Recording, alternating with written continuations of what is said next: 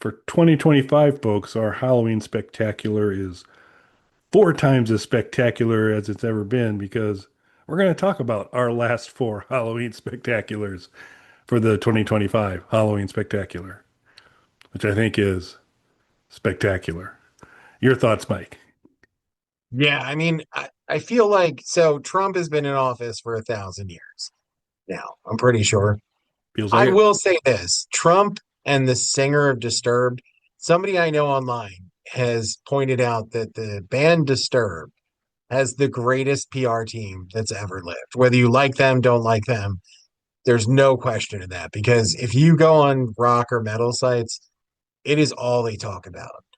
I mean, they're embroiled in some controversy right now, but even before, I I've heard like two Disturbed songs in my life, but I've read about Disturbed nearly every day, and they're not a part of my algorithm. And I feel like Trump is the same thing. Like Trump, we're only in year 5 of him being president. I feel like he's been president my entire life, the way it dominates the news cycle. That's the way you should think of our Halloween specials. There's no other Halloween specials. It's always been us. We've always been here every Halloween of your whole life. And now we're going to read it back to you like you died and you're standing at your final judgment. That's grim. That's good. That's good. That'll work. And then so what we did for this is uh we'll certainly include links to all the Halloween spectaculars in the description of this video. But for this video, we are going to be playing just a snippet out of kind of my favorite snippet and Mike's favorite snippet out of each of the previous four shows, and just kind of maybe talk about them a little bit. And that will take us back, way back to 1,000 years ago to 2021, our first special. And I think what we will do here is start with Mike's clip. So, Mike, why don't you, any setup required for this clip before we play it? I mean, obviously, one of our greatest guests, Nicole Bilderback, the woman who I was briefly married to when I was mayor of Hell, Michigan, and you were my vice mayor of Hell, Michigan. Um, she's one of our favorite guests, one of our favorite people to have on the show. And right here, she speaks truth to power. Yeah. So I'm glad I caught her with that facial expression. For this. Well, let's hear what Nikki's got to say. Yeah, is that mouth? And you're a doctor. That's See, there's nothing you can't do. you're not helping Nikki. Just because he bought a doctor's office does not make him a doctor. He is It does. a doctor. I've looked into it. That's good. Yeah, I bet you have. He's done research. That counts. Okay. Deep Wikipedia research on that, did you? So, okay. Okay, so I'll go for mine also. Here when we talk about truth to power. This is true. I had a mild aneurysm on one of our shows. Rebekah Kennedy, I think I blame her. I think she'd been unduly mean to me through this entire show, made me feel bad about myself, and eventually some sort of circuit broke. And we've revisited this multiple times before, but I think it's worth an additional listen for the 2025 Halloween Spectacular. Watch me fail miserably, folks. Enjoy. Yeah. Okay. So Like, so that's another interview. outside of obviously this fantastic show tonight, what's your top Hollywood? I keep wanting to say Hollywood all the time. Your top Holly. Your top Halloween. Please Your do top- not cut that there. Your top Halloween memory. It was like you broke for a I second. know it's like a stroke. I think she's been so mean to me. I'm just You've broken Kelly, Rebekah. I think Anyone lucky to have you, Kelly. I bet. That did not sound condescending at all. Okay, Mike, 2022 now. Any setup you would like to make for this one? So the mask is back here. If you can tell, I'm overly lit in this, so you can see the mask. So in the first clip, we had this weird thing, and I haven't tried it with this camera, but the mask, the digital mask, wouldn't show up right in the dark. It just was too bright. So I actually was behind the pop filter in the first one so that you could see that I was embodying Kelly on that. And in this one, I am the president. And other than that, I would say the clip speaks for itself. Another great guest, Allison Victoria Wolf, who we love having on the show. Agree wholeheartedly. I am the president. Okay, I have to ask, from our last podcast, did prescriptions come to the house? I don't know if I have heard. No, but I do have a human sample here. Maybe you should mention that. So this is Steve. What is Steve? That's a piece of chest. Oh my gosh. Yeah. So, you know how you have those friends who send you emails like, hey, I have a human body. Do you want a piece of it? Yeah. We all have that. We all friend. have friends like that, Mike. Yeah. We all know that guy. So he contacted me and he was like, hey, I've got some long pig. If you don't know, long pig is the term for human meat. So That's good. like, I got some long pig. Do you want some? And I was like, yeah, of course. And then I thought, I think the thing that most amazes me on that clip is how Allison stayed on the line, didn't leave in fear, actually seemed not off-put at all. She shared a piece of a human being with her. Just normal stuff. Yeah. And we have to stick with Allison as the guest for the 2022 show because as she shared all the awesomeness that is Allison as usual, she also mentioned that she had a videotape somewhere of her doing a 6th grade book report on Salem's Lot. And so here's a very young Allison Victoria Wolf, who you totally can tell has a future in performance. A little bit of her Salem's Lot book report from 6th grade. My third book was supposed to be about the Marston house and how it's recurrence of evil. That's a big word for me. And it's something about my childhood. It's okay. It's okay. No, I must tell it. I must tell it. As we move to 2023, I didn't preview Mike's clips. I should have. So this is Mike's. I just want to say I don't support this at all. But Mike, why don't you go ahead and talk about your mountain of lies that is your 2023 clip we're about to watch.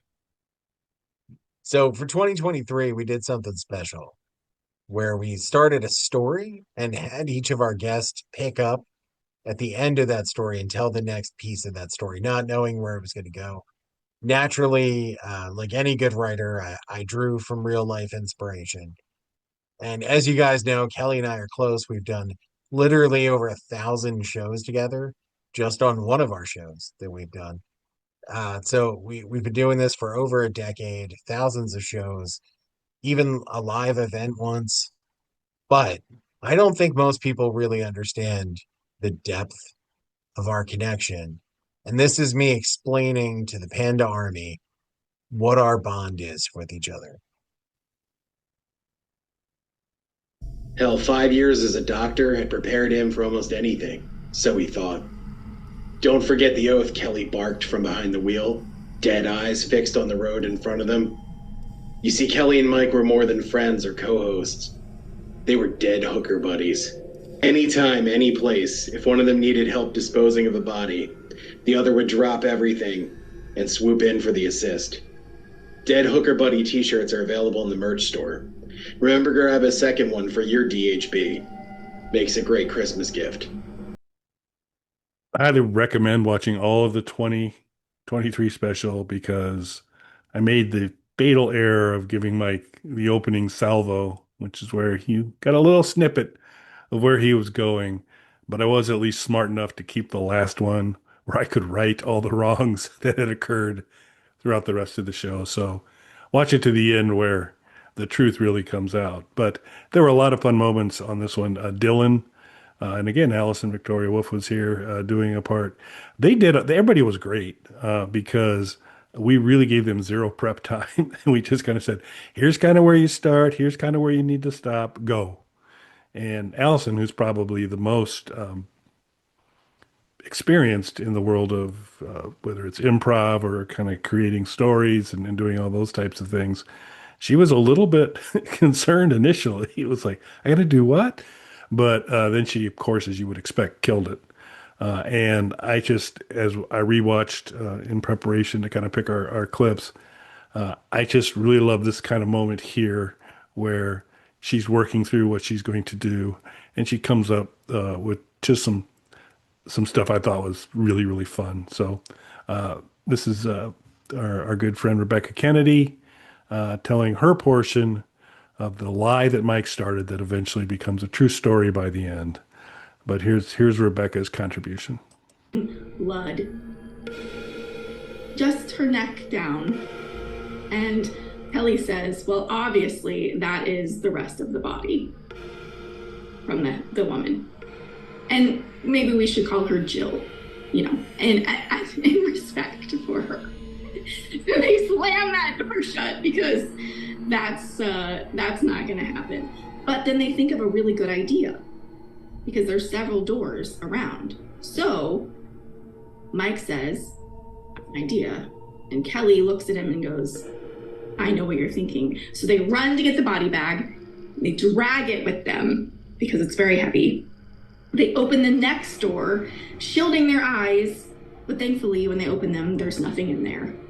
Now, just a year back, 2024. Again, Allison Victoria Wolf, who I think has been in like all of our specials because she's awesome. So this is another Mike clip. I can hardly wait to hear any setup he's got for this one. So go right ahead, sir. So this was special for two reasons. I mean, obviously we have our great friends and guests back, but this was our first time on Bog Panda doing an ad copy, which I had the pleasure of reading, and also setting a few things straight about the truth about Kelly. Super. Looking forward to this one. I had recovered from all of these, and now I'm opening old wounds. But all right, we'll just go. We'll just carry on. And the concerns. This is really my recording studio that I'm at. I'm not chained up in Kelly's basement right now. This black eye is not from him. This is not a Zoom background. I'm not chained up in his basement, no matter what anybody says. And if I were, just to prove how definitely free I am, Kelly's letting me do our sponsor segment, which of course is for Slap Sauce, the hot sauce that features Kelly's face. If I were chained up in Kelly's basement right now, would he let me do that? All right, so we've had our good friends on. We're about to have our not so good friends on. Gerald Webb, who has a hate relationship with us. But this was, I think, one of our funnest specials where we had kind of some quizzes. We're checking with our folks on their knowledge about our favorite topic, Mike and I. So we had some very ones here and scoring questions and all that. And this one had to be, and the answers were either Mike and Kelly, or neither. And this one was, who has seen a family member arrested? And so kind of on the screen right now, you see Anna, who was one of our guests. She did a great job. But coming right up is Gerald, and you get a little bit of insight into what Gerald thinks about Mike and I. So that'd be a good way to wrap this up. What? Who has seen a family member arrested? Yes. Oh, both of you degenerates. That's a both. That's a twofer. I should get double credit for that one. I answered it quick. So I've never been there when they've been arrested. So that's only Kelly in this one.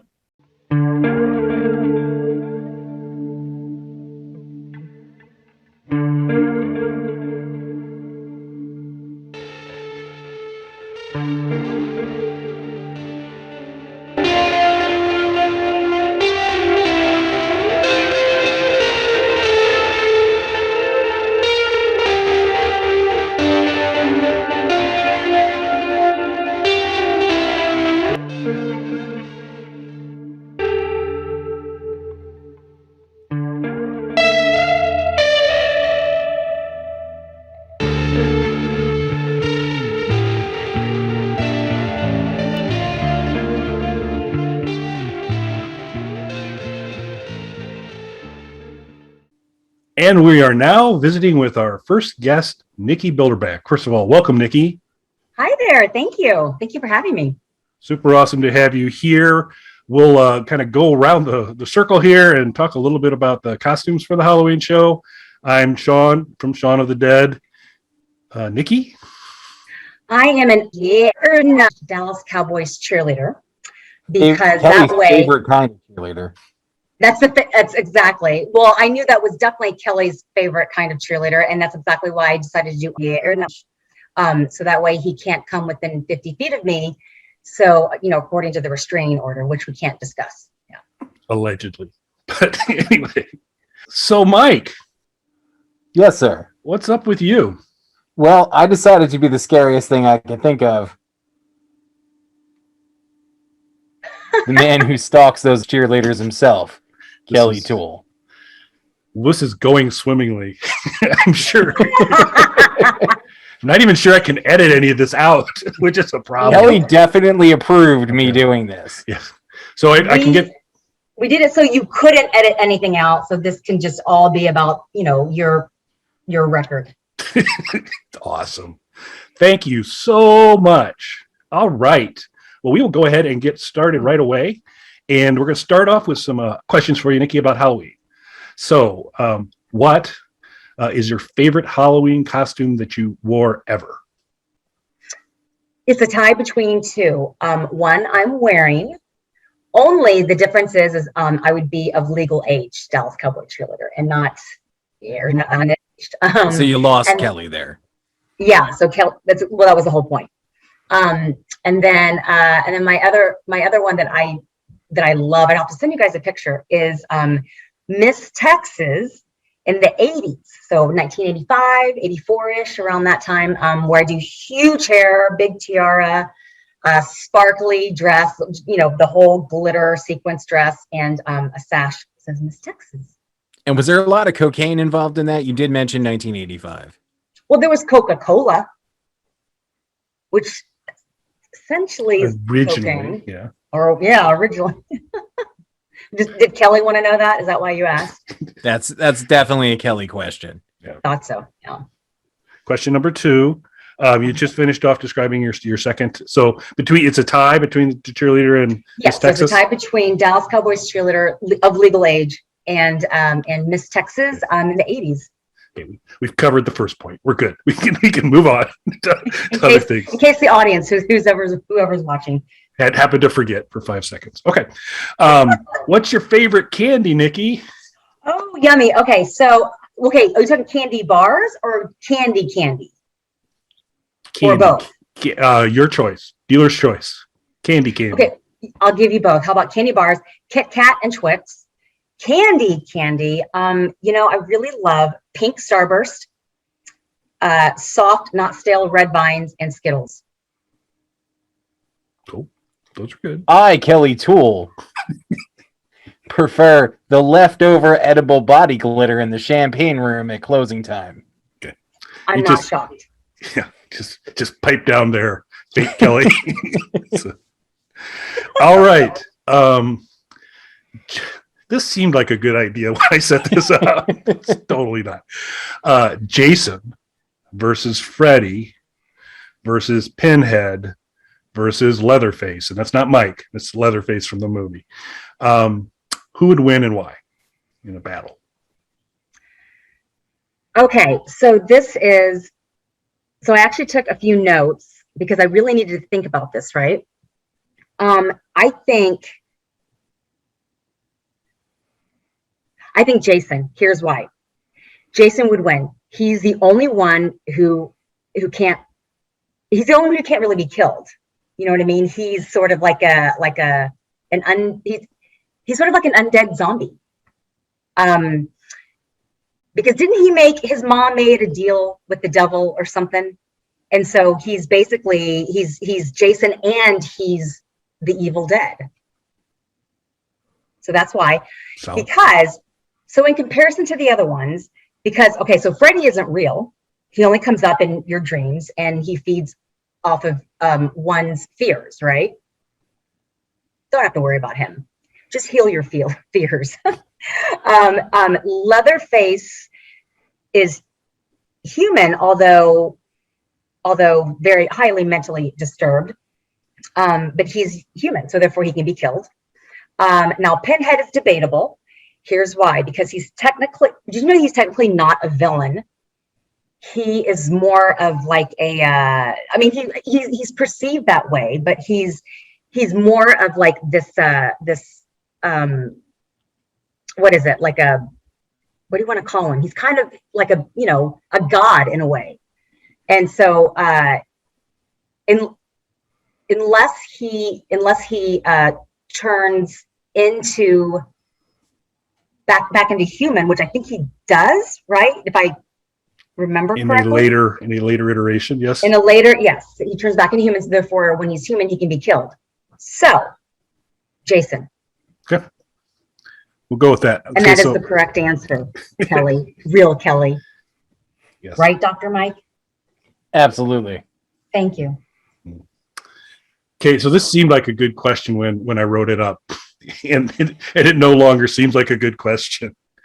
But Nikki, if you were to design your own Halloween costume, when they have for Halloween, they come out with sexy doctor, sexy nurse, sexy nun, got all different kinds of, to kind of put a little skew on something. If you were to design your own sexy something, what would be the costume you would come up with?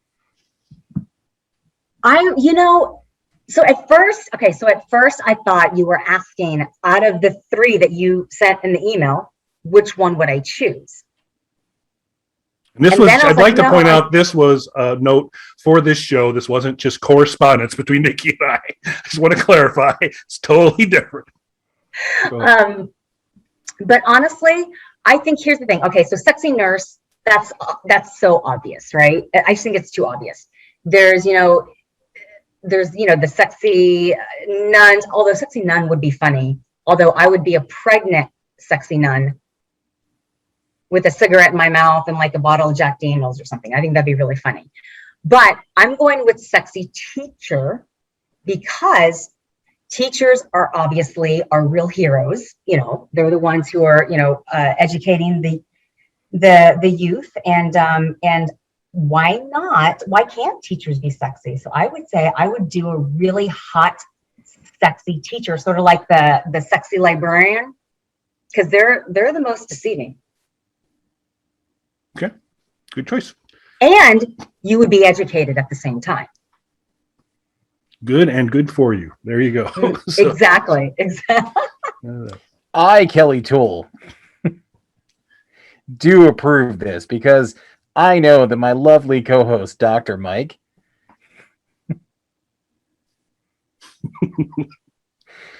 has his teaching certification. Yeah, that and you're a doctor. See? There's nothing you can't do. You're not helping Nikki. Just because he bought a doctor's office does not make him a doctor. He is a doctor. I've looked into it. Yeah, I bet you have. He's done research. That counts. Okay. Deep Wikipedia research on that, did you? So, okay. Last question before the big quiz. Favorite Halloween memory? Okay, so I wish I could remember because I was young and too drunk. However, I remember it was a huge party for a very well-known screenwriter. And it was at his house, and everyone who was anyone was there. And it was just super fun. I just remember it being ridiculously fun and just drinking and having a good time. But I just remember, I mean, I was like in my early 20s, And I just, when you're in your early 20s and you're drinking, having fun, and you're just seeing everybody, and it's just so cool, and you're just enjoying yourself with not a care in the world, because you don't really have like real problems in your early 20s and don't have to think about any consequences. Yeah. I mean, because no restraining orders, all that stuff. There's nothing like that happening in your early 20s. I didn't have to worry about restraining orders until obviously ever since I met Kelly. Yeah. The real Kelly. What was that now? What? 2 years ago? A year ago? When was that? 2, I think it's. I've tried to block it out. Yeah, it's yeah. Anyway, moving along. Now there's going to be a quiz, and fake Kelly, Dr. Mike, whatever you are, it's become very clear. Real and definitely able to read this quiz. You are? Okay. Nikki appears to be very focused in winning this. I'm gonna win this. So I'm gonna have to break the illusion for a second. Only questions that I can answer that I know the answers to. Only questions you know the answers to? All right. Please, I gotta win this. Okay. I'm sorry, I had to demask. I'm sorry, everyone. I'm not really Kelly. Great. Now all the little children are crying. That's right. There you go. Way to spoil it for the kids. That mask is awful. Yeah, it is. It's pretty horrible. Wow. that was terrible. Terrible to wear. All right. So here's the quiz. Counting the most recent release, Halloween Kills, how many movies are in the Halloween franchise? Oh, Jesus.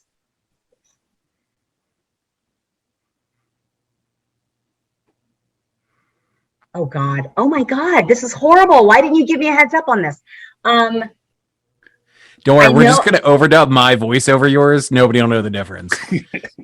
Well, are you going to tell me the correct answer after I guess?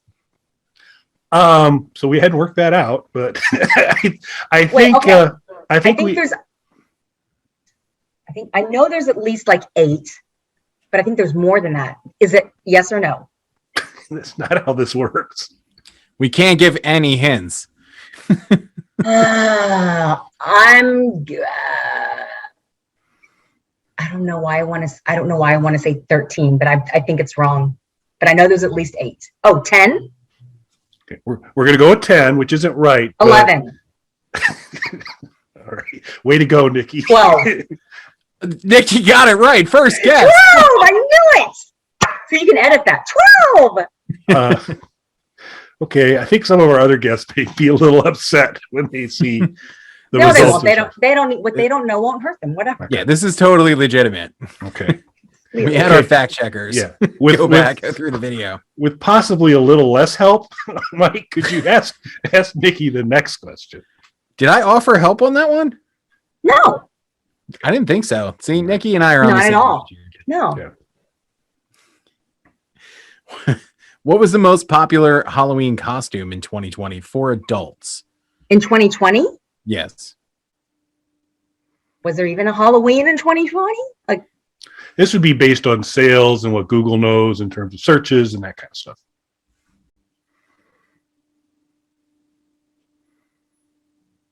it would have to be something easy that would be like a stay-at-home something, like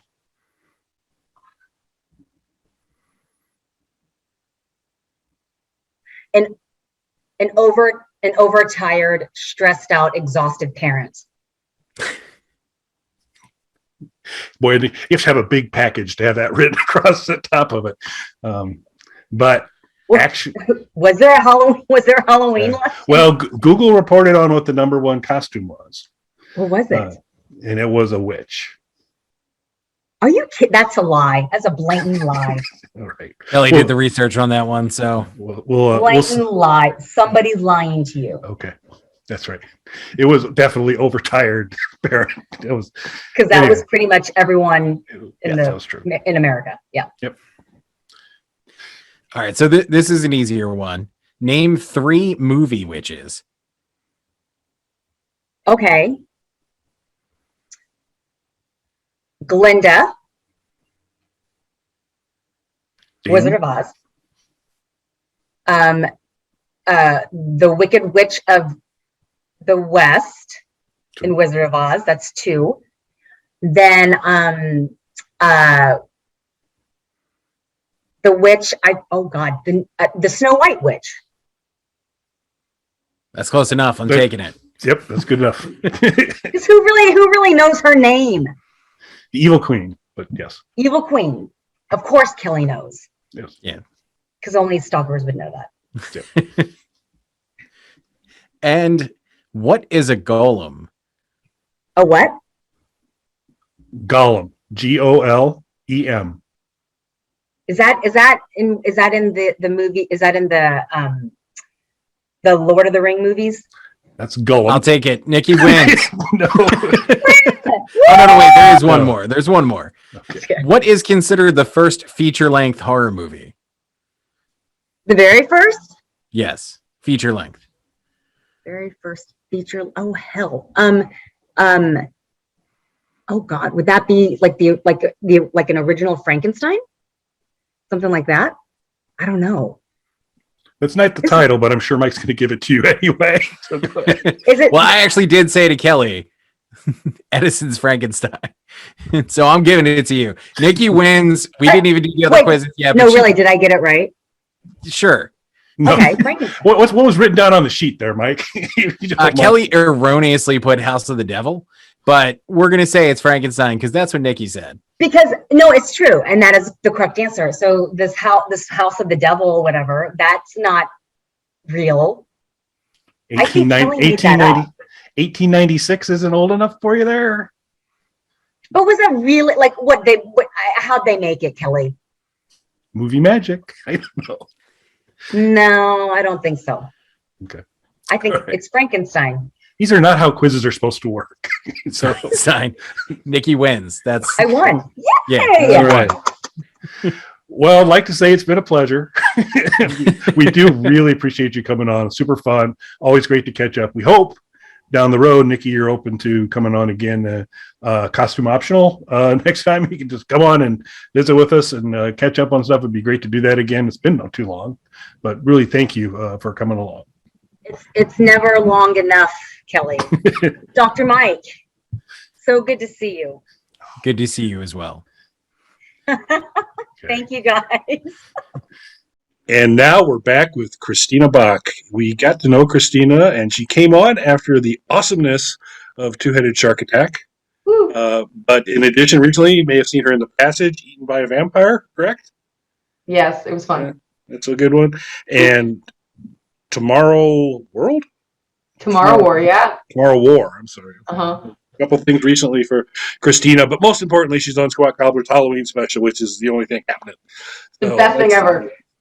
So we have to kind of do this. We kind of covered the costumes a little bit for folks. Christina, today you are coming to us as Evil Fairy. Well played. Very And I well couldn't played. find my fangs. I add fangs to everything. So Good thing. So I'm Sean from Shaun of the Dead with all my friends from there. love it. And Mike, who are you? Oh, Kelly, I'm you. Yeah. Yeah, so thanks. Okay. That's it's an LED mask that Mike spared no expense to grab a picture without my permission from the internet to create that. That's hysterical. It's tough too because I'm trying to go method and It's a just tough really one. enter Kelly and get a good feel for him. But that's a dark place to be. I feel you. Oh man, really you turn so quickly. It's just cool. All right, well, let's get to these questions because of all of our guests, I am highly, highly confident the biggest Halloween fan, and they're big ones in our list. They're big Halloween fans. I don't think there's anybody who's a bigger Halloween fan than Christina. She is all in and just does a fantastic job. So, Oh, awesome. Thanks. It is my favorite. looking forward to hearing some stuff here. So, Okay. your most favorite costume for Halloween ever? Okay, that's an easy one. It's my vampire costume. Now, full disclosure, I have a million vampire costumes, but I think my favorite that I wore multiple times is this big, it's like a Renaissance goth vampire costume, like with like a corseted dress and like burgundy satin and like big skirt to the floor and then like fangs and horrible makeup and stuff like that. And so I wore it a bunch of times and I love it. What are kind of the other riffs on vampires you do? Oh, I did like the all black, where it's like more pale and like, you know, really dark shadows on your face. You know, like super duper evil. This one was more like kind of Renaissance interview. Well, not that Interview with the Vampire took place then, but you know, same kind of vein, more beautiful costume and stuff like that. So that's it. It's either evil and dark and black, or you know, something gorgeous, but you know, gorgeous costume, like nice hair, you know, like vampire going out on the town. I don't know. To eat someone. There you Vampire go. on the go. Cool. All right. Your favorite candy? Oh, Kit Kat. M&M's. No, wait. I knew this. We're having this problem. I'm such a pig. Hone in on one. I can't. It's so hard. It's kind of like I have to think about it. Like ones that I steal from my niece and nephew. They give it to me. But I'm trying to think. I would have to say I'm gonna stick with Kit Kat. It's a solid choice. I'm gonna stick with Kit Kat. There we go. What's yours? So actually, Kit Kat. So. Oh, okay. Okay, there you go. All right, good. He's just saying that he has a different answer for every guest. Yeah. Quit lying, fake Kelly. What's yours? Probably candy corn. Yeah. Although I've wrestled a box of nerds out of the hand of a child once. So that's awesome. Yeah. Oh, full disclosure, one year when my niece and nephew were really little, there was a costume where you're a box of nerds, and I was a box of nerds. Nice. A non-scary costume. Nerds are good too, but I like chocolate. Yeah. Vampire nerd. Now that could be a new angle. See, now I'm sad that I didn't do that. That's okay. I still have the nerd costume. I'll do it. There you go. Okay, and so we do have our Halloween expert here, so I'm gonna really listen closely to the answer here. So we've got a battle royale going on here. We've got Jason versus Freddy versus Pinhead versus Leatherface. Okay. Who comes out on top?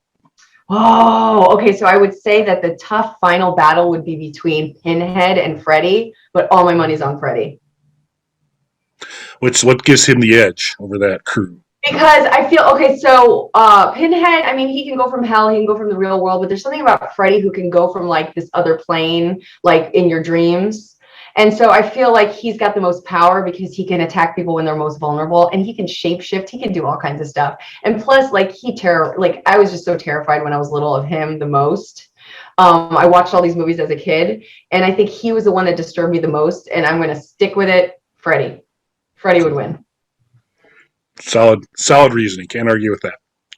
All right. Okay, so over the years, certain costume manufacturers have come up with these variants of nurse, sexy nun, sexy doctor. So if you were running your own Halloween costume company and you were going to say, I'm going to come up with my sexy something, what do you think you would release onto the public? So it'd have to be something new. So you can't say sexy Kelly because I'm already dressed as that. And you're killing it. All right, a new sexy costume. So normally I go like I think that the sexy costumes are best when it's like either offending someone. But at the same time, I think they make a sexy version of everything. I can't think of something that they don't make a sexy version of. So then of course my mind goes back to what can we pervert to, offend others, because why not? Oh God. I gotta be careful what I say on the internet. I came up with a good one. I'm not gonna say it. I'm not gonna say it on the internet, not on a recording. Kelly can pre-edit these. So never. There will be no evidence. One day, I'll tell you. I'll whisper to you. Okay. We'll keep that off tape. So. Oh God, this is a tough one. Sexy. Damn, you guys are killing me.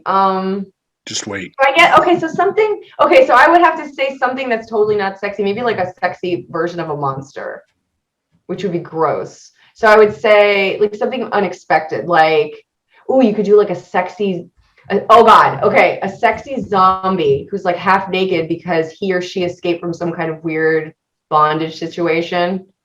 So maybe they're missing an arm because their arm ripped off because they were chained up and they're half naked. Oh, sexy zombie bondage escapee. It's the costume. I know. Pretty It does solid. happen. Kelly chained up and half naked. I feel like I'm proud of that because I came up with that on the fly. It's kind of wrong. Good. Yeah, but I mean that's kind of the point. I think that's good. I like it. Okay, so now your top Hollywood, maybe stealing Kit Kats from your nieces and nephews, but your top Halloween memory ever. Top Halloween memory. I can I have two? Sure. Okay. The first was Mike. going First of all, Mike would not have let you had to, but I will. So go right ahead. Thank you. Okay, so I think the two come to mind right away. The first is going to Halloween Horror Nights for the first time. That was amazing. Have you ever been to Halloween Horror Nights in Orlando? No. It's the most amazing thing ever. And I remember I went years ago and the first time, and I remember I forget what the theme was because they have a theme every year, but I remember the characters were always scaring me. I'm a big screamer. For some reason they knew, and they would pop out of everywhere and scream. At one point, some characters were going through the park and there was a woman stuck in a glass coffin with live rats running through it, and she was trying to get her way out, and as it walked by, everyone was so disturbed. The haunted houses were amazing. It was just an amazing experience. So that was one. The other one was I did Halloween in the French Quarter in New Orleans, which was amazing. Amazing. That would be all right. Amazing. So and it was cold and I was wearing the vampire costume. So those are two. I think they're tied. Excellent. Very, very cool. They were fun. Thanks for sharing those. Still like the sexy zombie bondage escapee. It's the goodie. It's the keeper. And so now we're going to move to the second part, and this is where Mike's going to ugly up a bit. He's going to take the mask off because poor little baby's uncomfortable wearing the mask. So we'll give him a break. It's really terrible wearing that mask. I can't stress that enough. It is awful. Putting Kelly, Kelly's I just want face to give on. you A+. Oh, I'm sorry. I didn't mean to interrupt. Kelly, I want to give you A+. The whole Shaun of the Dead thing is awesome. Cool. Thank you very much. Yeah, appreciate it. And it's not mocking a fellow member on the show, too, which is, an extra plus. It's a costume that I wish more people would think about in the future. But now we have Mike Kelly with gives us. me full permission for anything I ever do on this show. He's A-okayed it well in advance. Oh my God. Yeah, the whole, hey, do you want to test things out, Mike? No. We're fine. We're fine. Just wait. It's not a good sign. It's not a good sign. Oh my God. All right. Now we're going to move into the quiz portion. We're going to work through some things because there's going to be prizes at some point, but because someone in this show may have fed answers to one of our contestants. I don't think that didn't happen. I don't know. People should anyway. I think you're mistaken. We're gonna work. We're gonna make sure we're true and fair to everybody who participates in this. But we have found that this is actually, we didn't intend to make it really hard, but apparently it's not very easy. So. Oh no! I feel like I'll be so disappointed if I bomb, but sometimes you just brain fart. So we'll see. We'll go. I don't know. I think there's a couple places you might outperform the others. We'll see. So all right, hand it over to Mike for the quiz portion. All right, so here we go. And just, to make everyone else at ease, I did take Kelly's face off of mine. So. Thanks. Okay. All right. Counting the most recent release, which is Halloween Kills, how many films are there in the Halloween movie franchise? Oh, you're killing me. And I've seen them all, and I can't. 9. Actually, but you're close. Not even close. I knew I wasn't going to get that. It's a tough one, isn't it? Okay, I blame Mike for that unfair question. Go ahead. Next one, Mike. That's a good one. Kelly chose all of these questions, by the way. That's important to note because there's one answer I disagree with. So We'll get there. We'll get there. I'll complain when we get there. All right. But according to Google, what was the most popular costume in 2020 for adults?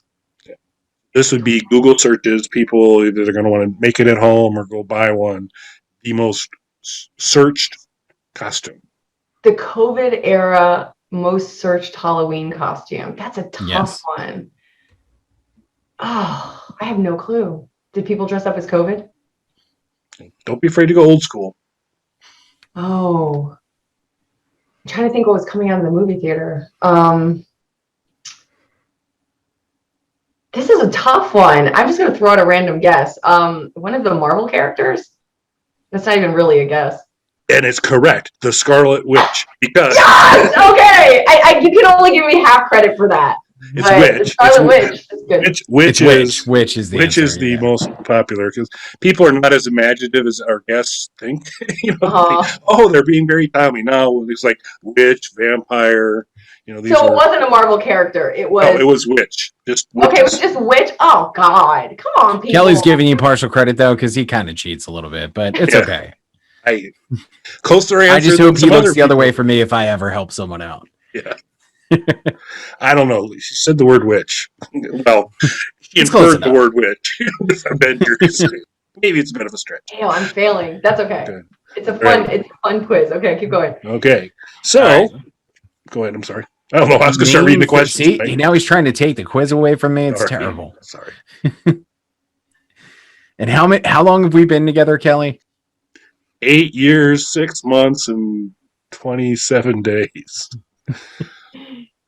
Oh my God, you guys are funny. Name 3 movie witches. Oh, 3 movie witches. Okay. Oh my God, now I'm blanking. Why am I blanking on names? Hocus Pocus. This is so embarrassing. This is what happens when I do on okay, let me think of movies. Okay, let me go back. Go ahead. Well, just so you know, just so you can kind of relax a little bit and let this come to you. We're going to give it to you because there are 3 witches in there, but you come up a little bit. But that's not good because there's Hocus Pocus, there's Practical Magic, there's the movie Witch, there's like a million movies, and I can't remember any of them. Like Wizard of Oz, maybe. Oh my God, I know. This is what happens on quizzes. I completely blank. And then, of course, the Grand High Witch from The Witches, Angelica Houston, one of my all-time favorites. Good. All right, there you go. Failure, terrible. I don't know. I'm giving it to you. Thank you, Kelly. We would have also accepted just saying Sarah Jessica Parker. Oh, that's true. Bette Midler, Sarah Jessica Parker, Kathy Najimy. Yeah, there you go. Nailing it. What is a golem? And that's GOLEM, not GOLLUM. Not Lord of the Rings golem. I know this, but to put together a description, it's like a person that's brought to life, made that's inanimate, that's made into something like out of mud or clay or something, and it's used supernaturally to come and be a person, like your little minion. That's absolutely right. Yeah, the best answer so far on that. Yeah, that's 100% correct. Now, this is where the problem starts. So this is the final question on the quiz. Okay. So I'm going to word it in the way that I think is most accurate. According to Kelly, what is the first feature-length horror movie?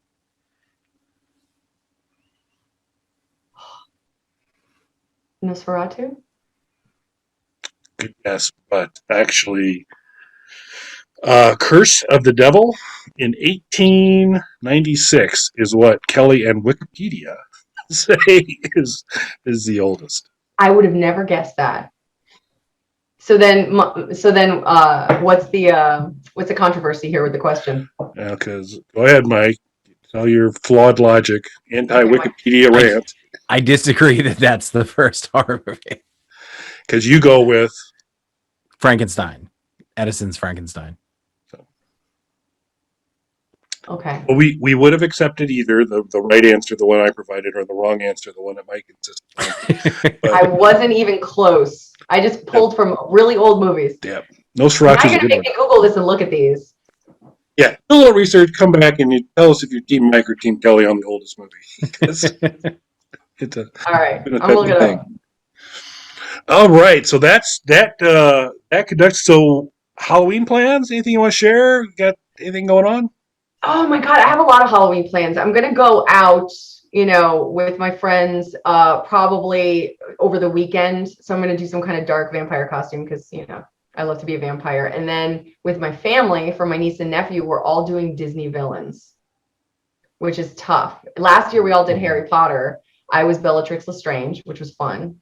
and we were everyone from Harry Potter. And then this year, it's hard for the women. There's not a lot of female victims. So, I mean, villains. So, you know, of course, my sister and my mom took really good ones. They got Cruella and I'm blanking. What's her face? Maleficent. Thank you. And so I'm yeah. Yeah. You nailed Maleficent. Thank you. It would be a fun costume.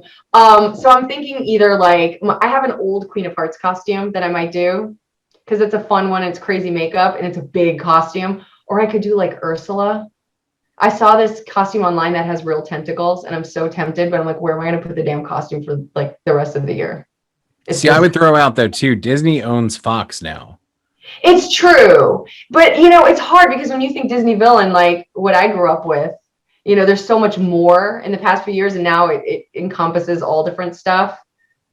To me, Disney villain are the old movies because I'm old school. So yeah, and you got they own Star Wars now too. So. I know, but to me, when I think Disney, I don't think Star Wars. Yeah. Yep. You know, I'm just a traditionalist. Yeah. It's valid, but what can you do?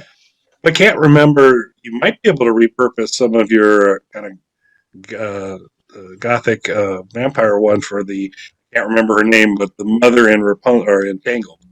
Yes, the mother in Tangled. That's a good one. I could do that, but I feel like I'm kind of attached to either the crazy ones like Ursula or the Queen of Hearts because they're just crazy makeup. So we'll see. Queen of Hearts would be fun. I'll let you know. I'll post a photo. Cool. Please do. Awesome. Well, it's been too long. We need to get you back on a regular show when there's only one Kelly present. The real Kelly. No, it's two been Kellys forever. is just too much. You guys are the best. Awesome. So, thanks again very much. Appreciate it. Thanks for having me. Happy Halloween. Happy Halloween. Bye. Thank you. We are now joined by Dave LaGreca of the Busted Open Show on Sirius Radio. Welcome, Dave. Nice to have you back. Yeah, how did you know it was me? I know. It's the name. It's the name on the Zoom. Okay, yeah. I get it. Yeah. Someone spared no expense with me. I put a lot of thought into my costume today. It is good.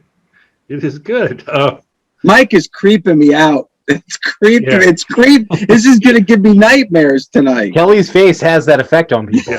Yeah. You know, if I had a nickel for every time I heard Mike was creeping me out, it was. It's like, yes. So Mike decided to go as the handsome member of the show, and so he is me in his LED mask, and then we've improved our your video shot there. That actually works a lot better. So well done, Mike. You have nothing else to say? Okay. No, I guess there's not too much to say. I'm trying to keep it clean. I don't want the editing to be too difficult for Kelly, so I promise not to make any jokes about not cool. That would be awesome. All right, so moving right along. Glad to have you here, Dave. This has been fun. We've been kind of asking these questions to a group of folks, and we're going to kind of go through kind of your Hollywood Halloween memories here a little bit. So first of all, Kelly can't even remember what holiday we're celebrating. Halloween, holidays, Christmas. Anyway, and I know it's probably the one you're wearing, but could you tell us what your favorite Halloween costume ever was? Well, it's certainly not this costume because this costume my wife picked up on the way home from work tonight. So I had a costume to wear for this recording. My car's in the shop, so I wasn't able to get it myself. So my wife obviously spared no expense on my raccoon costume to have here for this show. So pretty sad. It's actually pretty sad. Okay. I don't know. I think it's all right. The tail, we don't get the full enjoyment with the tail. So that is, you just kind of wave that around on occasion. Perfect. So is that your favorite one, or did you have one? You know what? I'm going to go with this is my favorite one because it's also the most humiliating and embarrassing. So I think this is one for the record books, especially since it's now on video. So There you go. Yep. Yeah. And on Kelly, what was your most embarrassing Halloween costume of your whole life? Most embarrassing? Yeah. So I did I mean, I did okay. I mean, I wasn't old enough to understand that I should be embarrassed, but if I am of a certain age, and you go back the really horrific half-face plastic costumes that were just very unrealistic looking, that you would get at the like Kmart for $1 kind of thing. So there was a Batman one that I had that I would say was upon further review, one I wasn't proud of, but overall I've done pretty well on Halloween. I've been pretty proud of my Halloween stuff. So do Darth Vader a lot, so I gotta like that. How about you, Mike?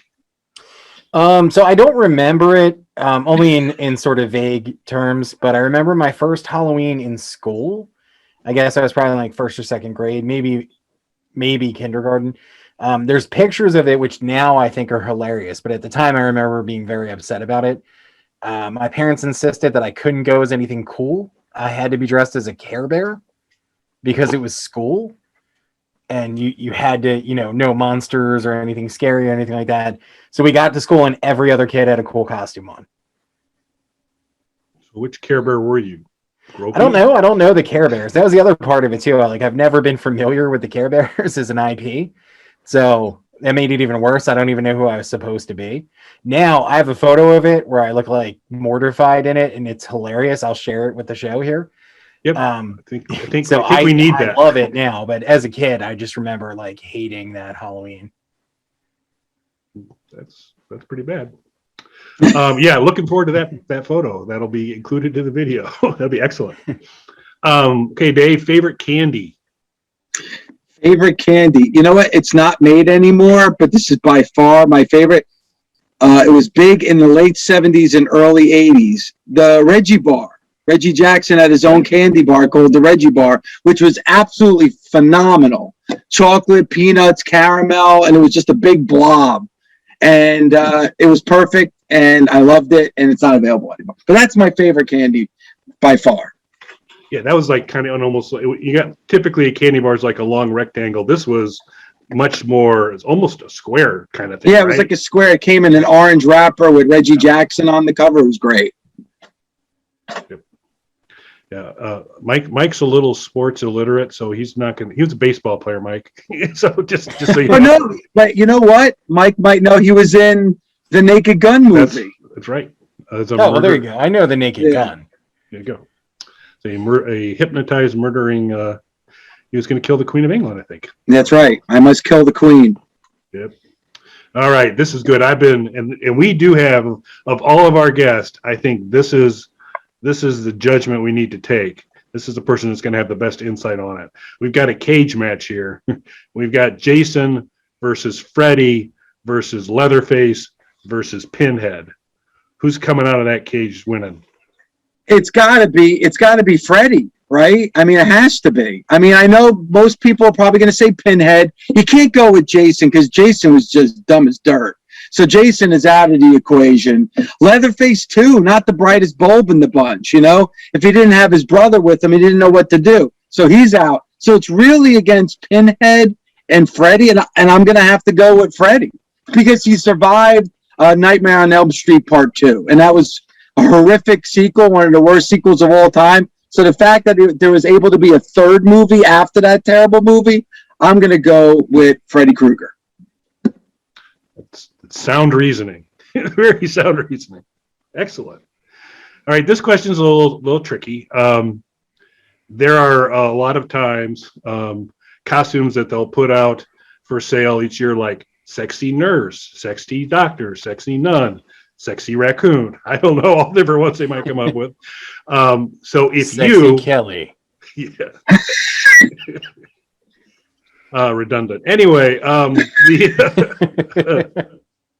if you were to come up with your own Dave LaGreca branded sexy something, what would be the costume you'd come up with?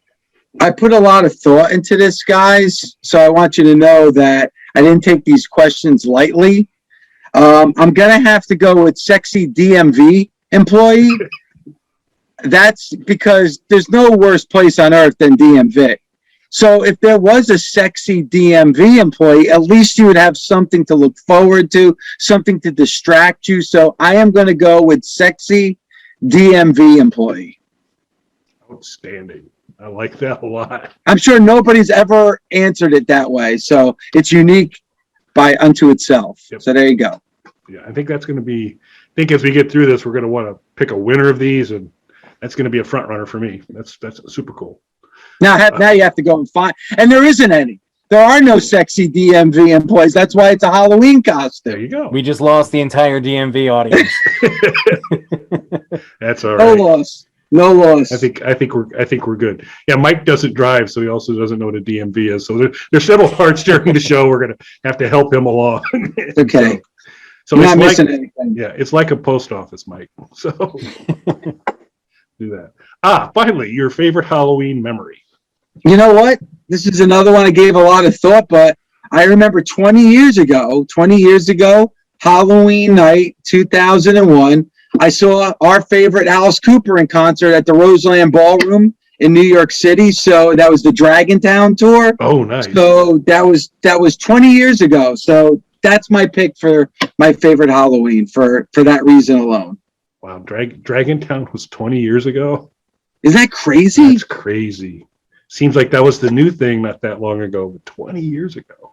That's like kind of like when you think of that album, you think of like the new era of Alice Cooper, and it's 20 years ago. Crazy.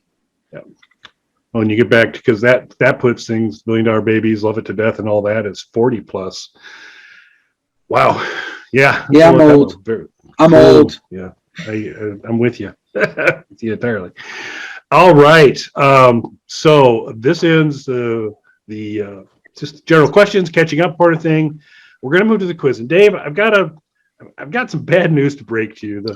This plan for the quiz has kind of gone bad because Mike, in an effort to suck up to a guest who obviously likes me a lot better than him, basically was giving her every answer. Never. No, that was, you can go back and watch the footage. That was a fair quiz. Yeah. When Dave gets a chance to watch this, you'll see how fair it is. So I'm still working out how we're going to deal with the fact that someone's gone rogue on us here and it's picking up, but we'll get you the quiz. And then we'll do the best we can to make it fair somehow. So I think everybody's going to get a prize. I think that's about our only answer right now. But that all being said, I'm going to hand it over to Mike, who's now put on a super scary costume, and he is going to give you our quiz. So okay, yeah, I had to get Kelly off of my face in order to do this. There are eye holes in that mask.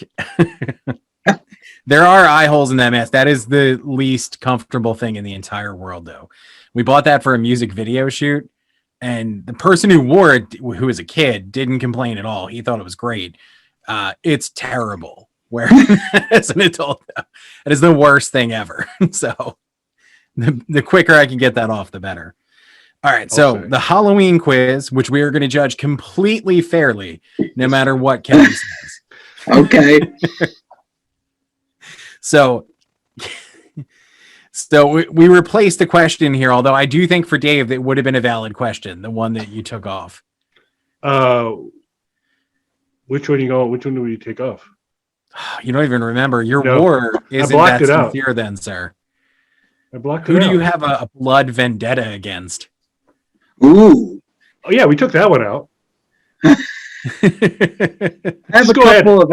I have a couple of ex-wives, so I probably shouldn't answer that question. Okay. All right. All right. So counting the most recent release, which is Halloween Kills, how many Halloween movies are there in that franchise? Oh my gosh. 1, 2, 3, 4, 5. I'm gonna take a guess, which is probably wrong. Are you counting the zombie films, the Rob Zombie films? Yes. 9. No, there are 12. Counting the Wow, list.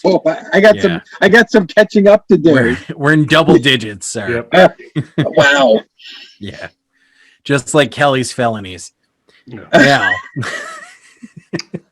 A great band name, though. That would be a good band name. I'm going to start a band called Kelly's Felonies.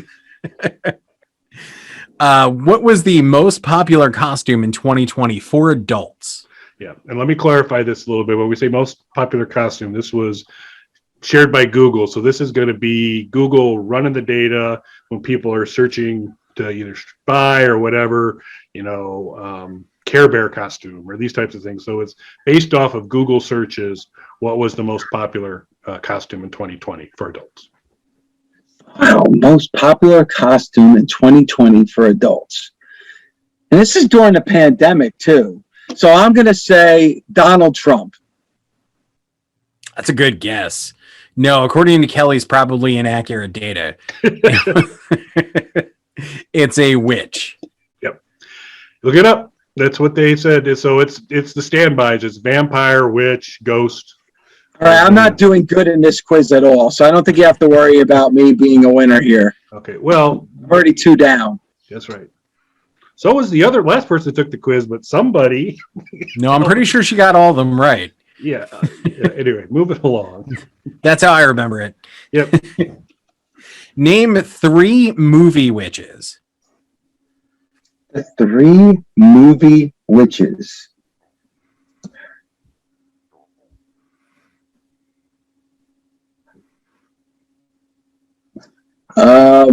Wicked Witch of the West. The Witch of Eastwick.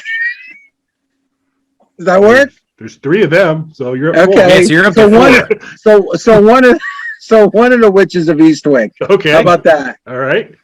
All right. And one of the witches from Hocus Pocus. I don't know the names. Okay. Does that clarify? All right, good. All right, so I got one. You got it. I'm happy. Okay. That was incredibly fair of him because he could have just said Witches of Eastwick and gotten 3 out of that, but he didn't. He still went for another one. That's the kind of laser-like focus to fairness that we have here on the show. He knew that Kelly was going to crack down because Kelly was like, Yeah, I have a disadvantage here, Kelly. I understand that. Yep. I've already lost because the last person got them all right. So I've already lost. Yeah, we're working on clean it. sweep. We're working on it because it's a little suspect. The East German judge was a little tricky. Anyway, these are tough questions. All right, what is a golem? That's GOLEM, not GOLLUM. Gollum from Lord of the Rings. All right, yeah, I know it's a Lord of the Rings reference. If you listen to my show, you know that I have a major issue and problem with the Lord of the Rings franchise. I'm not a fan. So this is like an ongoing joke. So I got to be honest with you. I'm gonna guess. It's a creature that lives like in a cave. I'm gonna give it to Dave. That's fair. Yeah, I agree with that one. See? Fair and balanced like Fox News in here. Yes. Okay. Super. Yeah. And now this last one, I think we need to come up with a bit. You can maybe help us, Dave. You come up with the question we need to ask here, and we'll do it. We'll ask the one we've gotten. And this is on me. This isn't Mike. This is on me. I came up with. Yeah. No, I'm going to word this as according to Kelly. Okay. All right. According to Kelly, what is considered the first feature-length horror movie? According to Kelly, which is the first feature-length horror movie? Nosferatu? That's a super good guess.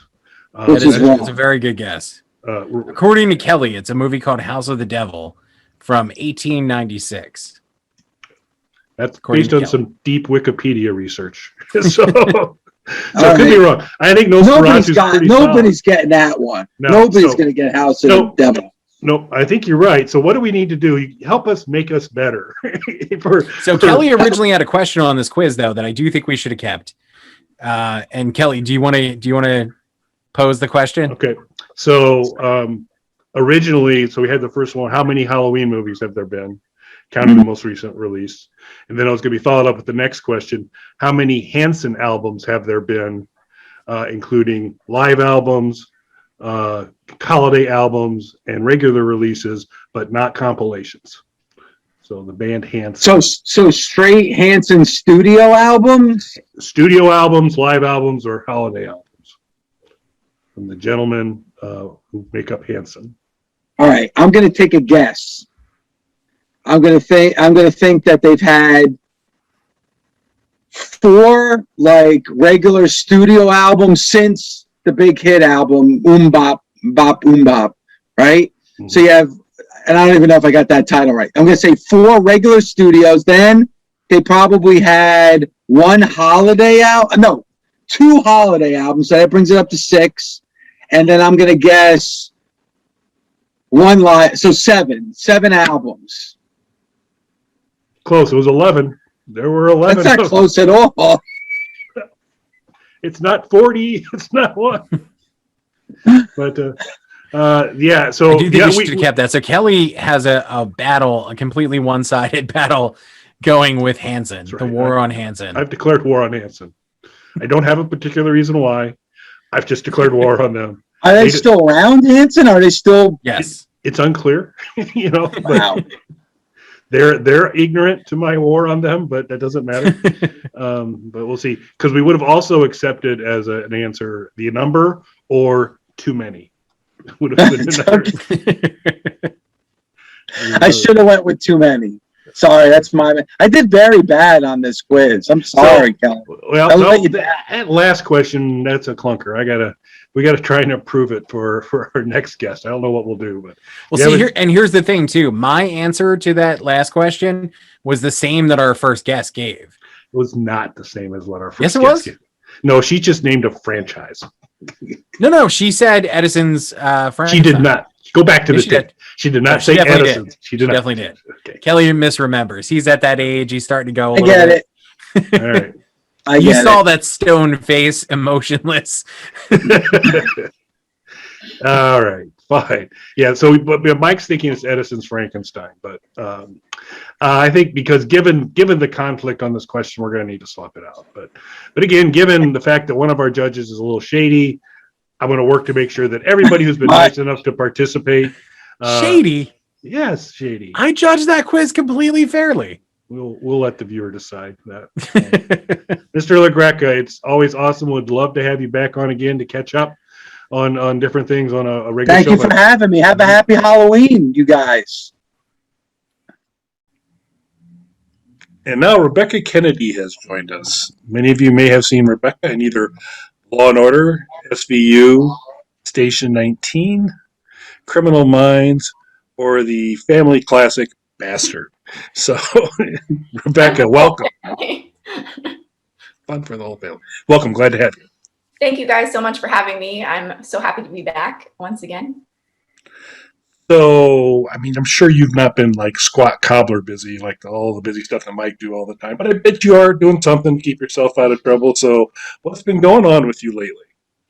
Yeah, so obviously with the pandemic, things were slow, but I did start a movie before the pandemic called Two Witches, and then we finished filming last year, and that is now doing the festival round. So it's going to be in Spain on Wednesday. It just played in the UK on last Friday, and it'll be in Utah at Film Quest on the 31st for their Halloween movie, which is really fun.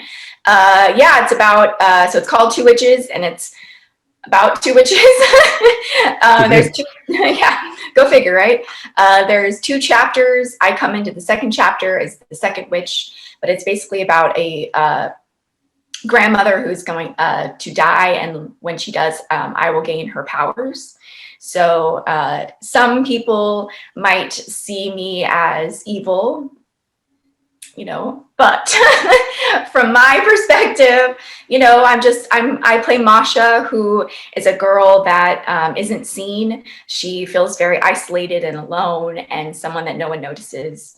And then people will notice her. It's kind of, got a Carrie vibe-esque in that sense. No pig's blood or anything like that, but it's a super fun film. I'm really excited for people to see it. I don't want to give any spoilers away yet for any, because people haven't seen it yet, but it's got some really good scares and lots of cool effects and just some gross things as well. So, well, you may have totally ruined it for people anyway, because you gave away the number of witches. So I don't know.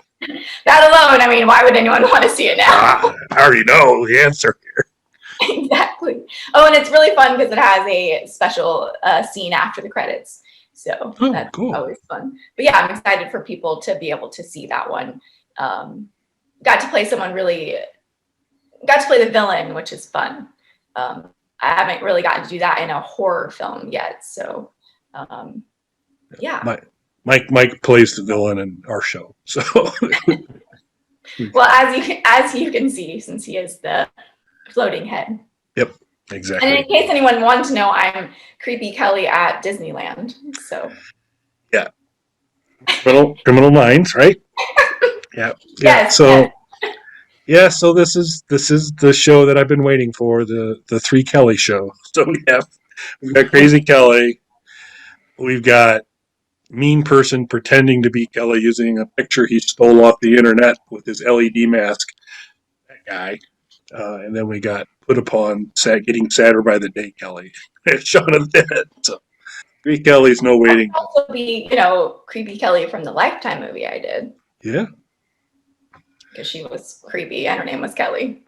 Mm-hmm. So anything else you've been doing? Yeah, so my other project that is coming out November 20th, which I can't say yet where, but hopefully be able to announce that soon, is called Los Angeles. It's the opposite. It's not a horror film, no scares, no thrills, but it's an adventure story about a mute who I play, who goes on an adventure with an escaped convict. So that's the log line. I've seen it. It's a really beautiful film. A lot of I play JoJo, who hasn't experienced much in life yet. She's kind of been isolated. She was abandoned as a baby and was adopted by a nice man, and she chooses not to speak. And so she goes on this adventure, and her life changes as well as everyone else around her. So I'm really excited for people to see it. It's a much different role. I play a really nice, wholesome character. So yeah. Now, have you yourself ever been arrested? No. I wish I had a cool story, but no. Yeah. So if this won't, try not to spoil this one like you did your last one. So where's this story set? So we filmed it mostly in Merced, California, which is like 3.5 hours north in this really beautiful town. It's kind of set on a cross-country journey to Los Angeles, which is why it's called that. So we end up there at the end. But yeah, so we go through Texas, we go through a lot of different places along the way as well. So yeah, and there's only one convict, so I'm giving it away, but. Oh, all these movies ruined for people tonight. So you do like a crossover universe movie, 2 witches, 1 convict. Yes. Yeah, I mean, no one needs to see them now. I've given you all there is. So. But you won't give anything away about the crossover movie. It'll be awesome. All right. Okay. Well, awesome. Good stuff. So we will, as these make their way to the theaters, we'll definitely have you back so we can get a lot more in depth on each of them.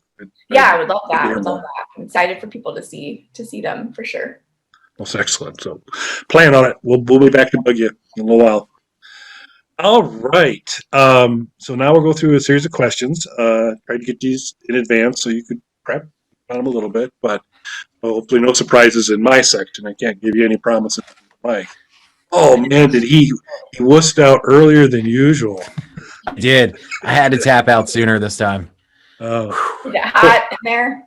No, it is incredibly uncomfortable. Yeah. That mask. Yeah. Well, see, hurting mostly people's just because it looks like Kelly.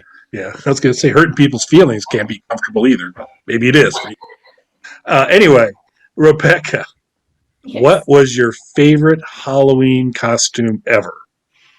So I'm assuming you mean that I dressed up as. Yes. Correct? Yes. Okay. And not like just that I've seen. I would say probably Wednesday Addams was one of my favorites. She would have been really cool to play at some point. So that now, when you dressed up as Wednesday Addams, were you more influenced by the movies, like the Christina Ricci Wednesday Addams, or original Wednesday Addams? Probably more movie, but maybe a mix of both. But I liked it because people got it immediately, which was nice. Sometimes when you dress up, you spend like all this time and people don't get it. It's really sad. So people definitely got that one. I also had fun dressing up as Edward Scissorhands, but a female version of him. So that would be mine. Yeah, that probably made it hard to have snacks at the party, though, or something, I would assume, because We did like gloves, and then we did like foil, for the scissors, and it was kind of like I had to be like, okay, I have to take these off because I'm just yes, suffer for your art, no doubt. Yes. So, your favorite candy? Oh, so you guys aren't answering these? No, just me? So we can, if you'd like us to, we can. Well, we didn't know if we were going to do a bump at the end where we answered ours or not, but we can be happy to do those as well. Mike's favorite Halloween costume, Mike. Oh, my favorite Halloween costume that I wore. I dressed up as Marsha Clark, and weirdly, people got it. So I'm not sure if that says more about Marsha Clark or me. So I feel like I need to see a picture of this. So please. I'm not sure if I have a picture of that one. There's a lot of pictures, like dresses were a big part of my Halloween costumes for a long time. And then a thing started to happen where it was like, oh, this year I was this woman. This year I was this woman. And then it was like summer and I was wearing a ball gown laying by a pool. And there is a picture of that one. So nice. I can really pull off a sequins ball gown, though. You wouldn't think it. I would like to see that. But I can. That's nice. Yeah, I think my favorite goes back to college days. When I was in the residence I was in had the different rooms were numbered. So there was a room 1 and a room 4. And we paired together to kind of host a little party, and each room kind of hosted a Halloween section. And there was a room 5, and the room 5 contained the preppiest guys that you've ever seen in your life in terms of what they were. So since we were rooms 4 and 1, we said that ended up to room 5. And so it was super easy for that one is that we had like 4 layers of Izod shirts on and all kinds of things like that. We hurt some people's feelings. So that was your mean-spirited, Kelly. Yep. I'm a mean-spirited I didn't guy. stay in a dorm when I was in college, but I did get handcuffed to a bed naked in a girls' dorm while a tour was coming through. So that was an interesting time. Rebekah, we're not going to be answering any more of these questions. we're just story for another Kelly's day. like, this is why we don't do this. This is I should have really anticipated this. So you opened the door for that, Kelly. Yeah, it's all your life experiences are my fault. I'm sorry. Rebekah, and only Rebekah. What's your favorite candy? So it's a hard toss up between Twix and Three Musketeer for Halloween. Now the fun size or the full size? I mean the full size, but usually don't get obviously I haven't been trick-or-treating in a very long time, but normally, you don't get the big size, but I do like the big size. Now, like when I'm at the movies, I'm a big Junior Mints fan. Oh. It's a random one, but. Not Mike and Ike, good and plenty. I mean, really, I don't really discriminate. I really like all candy. There's not many I don't like at all. So, Alrighty. Okay, that was a subtle suggestion that you do discriminate, Kelly. Yeah, I picked up on it. I'm a candy discriminator. That's what I'm trying to. Yeah, I'm building up walls between the candies. That's what I'm doing. Yeah, I don't know if I can do the show again. I'm pretty sure Kelly just got canceled. Yeah, that's right. The candy is offended. Moving along. So Rebekah, assume there was a big fight between Jason and Freddy and Leatherface and Pinhead. Who do you think comes out on top in that? This is hard. I saw this one in advance, but it's hard. I don't know. maybe Freddy, just because I feel like he can just like pop up anywhere, and like you fall asleep and you're done.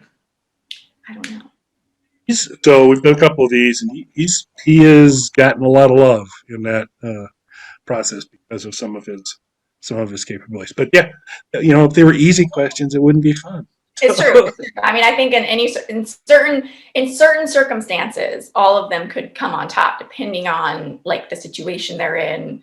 Because you really got to like think about this. Because then yeah, I don't know. I think it depends on the situation and who else is there. Yeah. And for the record, if this was easy, it wouldn't be fun, is what I tell Kelly before every show we do together. The awkward silence is after my answer, sir. Or no, you're good. These are good. So this one could get awkward. We'll see how it goes. You've seen. I didn't pick these questions. That's important before this question that I say that, because again, I don't want to be canceled. I'll leave that to Kelly. Okay, so now I'm all scared. Anyway, you've likely seen them in the Halloween stores. Look at his aggressive hand gestures. They come up with. Now I'm sitting on my hands. They come up with things like the sexy nurse or the sexy nun or the sexy whatever. Do they, Kelly? Yes, they do, Mike. I don't know if I've seen the sexy nun. Well, yeah, okay. All right, that's fine. But you get the idea. I was getting. If you've seen any nun, you've seen a sexy nun. I am going to awkward silence this answer like you've never seen. Dressed up as a sexy nun. I would like to see that. Yes, Okay. Go ahead. So anyway, giving no more examples. If you, Rebekah Kennedy, are in charge of your own Halloween costume company, and you needed to come up with the next greatest sexy something to sell to the public, what would Rebekah Kennedy release to the costume buying community? Okay, so I don't know if this would be considered sexy or not, but I did see a really fun female version of Pennywise and It that was more along the lines of that, and that's what I probably would do, something like that. That would be Sexy Pennywise. Is what, yeah. Okay. The rest have been overdone. I mean, Nurse, overdone. Like Schoolgirl, they're all like, you've seen 1,000 of them. So I think that would be fun to have like a version of him, but less, still creepy, but like creepy sexy. Yeah, maybe it's like Fabio hair or something. Okay. Yeah. Yeah, and I'm not going to ask any further how we might sexy it up because might get I didn't canceled. even make the obvious joke Rebekah set me up for. The creepy sexy is on Kelly's online dating profile. Yeah. That's your log line of your. Rebekah, dude, really? See, I didn't say that. That is personal growth. I went through, picking people to do this. I said, I'm gonna pick people that could possibly be on my side. Some of this stuff. Hard. I have failed horribly. No, that would be my dating profile probably. Okay. They tell, I was making the joke with my friend that they tell actors like, all of your social media needs to be, on brand with like what you play. And I'm like joking that like all of my pictures would just be like me looking like death or like me kidnapped or me evil. Like you've had a rough go of it on a lot of things. So you're not alone. You're not alone. Okay. No. Feel so much better now. So she's not saying you're not creepy. She's just saying you shouldn't feel bad about it. There's other creepy people out there. I am the queen. I am the queen. So. Okay. Yeah. Okay. So. You're like, so that's another interview. Outside of obviously this fantastic show tonight, what's your top Hollywood? I keep wanting to say Hollywood all the time. Your top Holly. Your top Halloween. Please do not cut that, sir. Your top Halloween memory.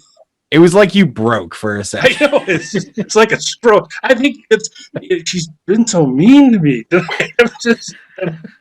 You've broken Kelly, Rebekah.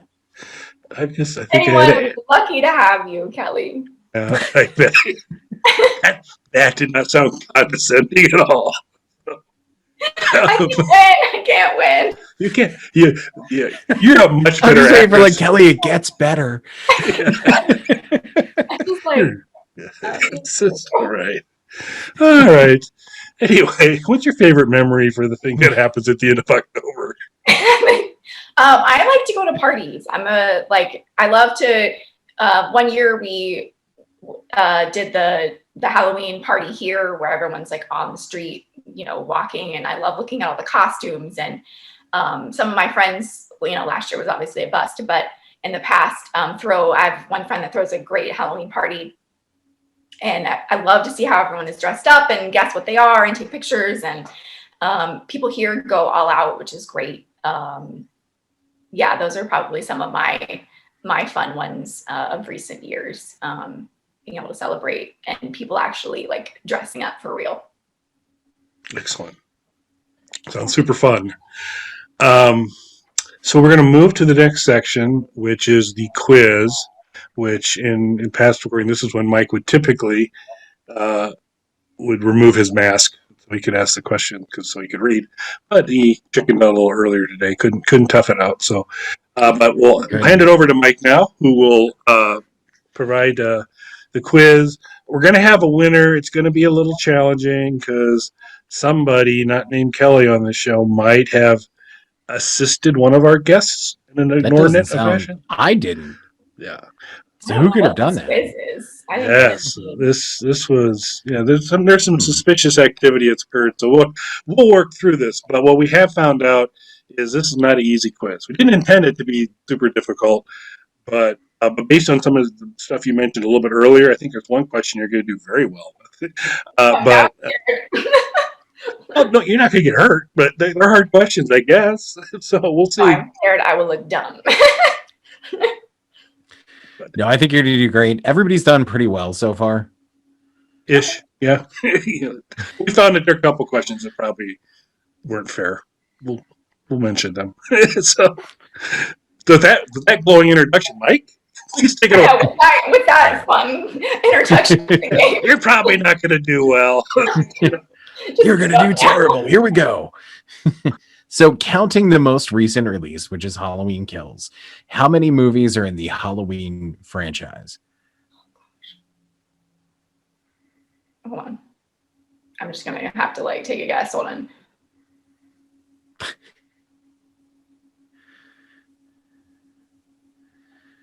Seven? Mike? No, that is incorrect. Okay. I gave a long pause because I was hoping you'd come back with another number. Oh, I didn't know I didn't know I got to guess again. Yep, you do. Am I higher or lower? Go higher.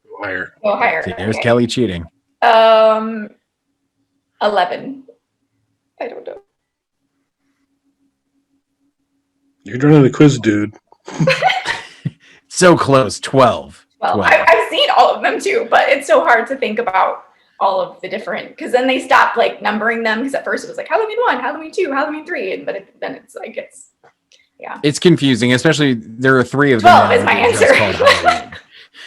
Congratulations. Oh no. All right. All right, now this is an interesting one. What was the most popular costume in 2020 for adults, according to Kelly's research? Yeah.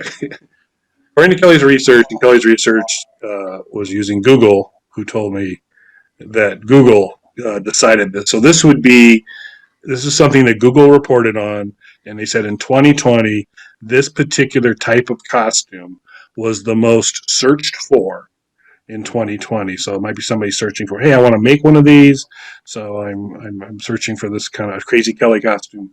They're typing that into Google, or they just want to do cosplay, or they were just questions. So it was the one that people searched the most on in 2020, and don't necessarily assume that the pandemic had a huge I know influence. I was going to say it. Who was dressing up? Can I have a hint? No. I would say never go wrong with old school. So Yeah, think classic, simple. Peanuts kind of thing. So oh gosh. I don't know. I'm just kind of, I mean, one year I went as Marty McFly and that was simple and old school, but that's probably not right. No. No. So according to Kelly's research, it is a witch.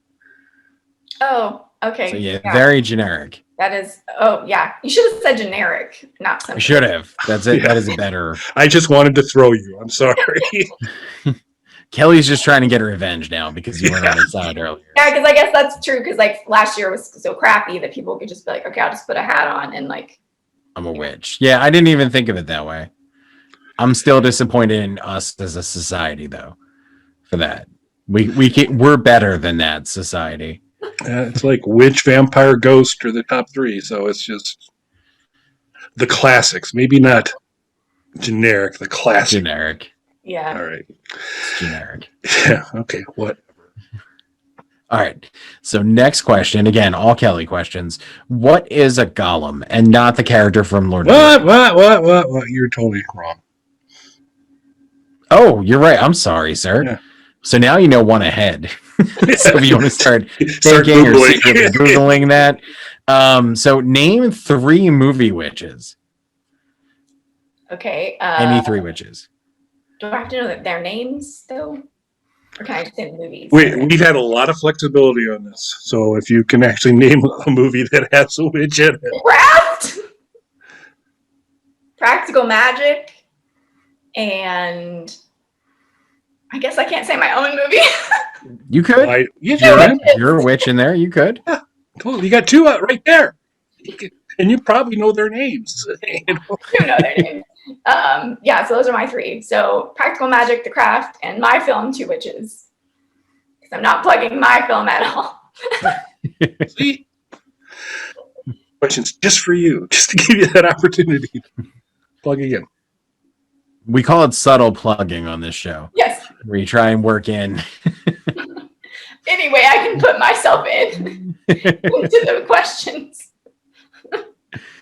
So here's a question you didn't know was coming. What is a golem? And you're not talking about Lord of the Rings. No, not the Lord of the Rings. That's yeah. This is GOLEM. Is it a game? No. I don't know. No. Is it something with Halloween? I'm guessing. No. Yeah, I mean it was, and it's going to get into our next question where there's some heated debate going on. But it was one of the very early horror movies featured a golem, which is, according to Mike, according to Kelly, according to Wikipedia, Mike. It's not from Lord of the Rings. So let me give you the Kelly definition here. It is a creature made out of a lifeless substance, such as earth or dust, that is brought to life through a ritual, incantations, or a sequence of Hebrew letters. We would have accepted mud or clay as well, as golems are made out of. I don't think you could accept it. I don't think anyone would know this. Did anyone know this? Yes. One person. Yeah. Somebody knew it, like the exact definition of it. Well, that's yeah. amazing. So. And I'm sad. I knew nothing. Okay. So and this now one. I know. Now I'm ready for anyone that asks me that. That's right. See, that has to come up regularly in casual conversation, I would imagine. And I'm telling you. I'm going to go around and be like, do you know what a golem is? You can work that in.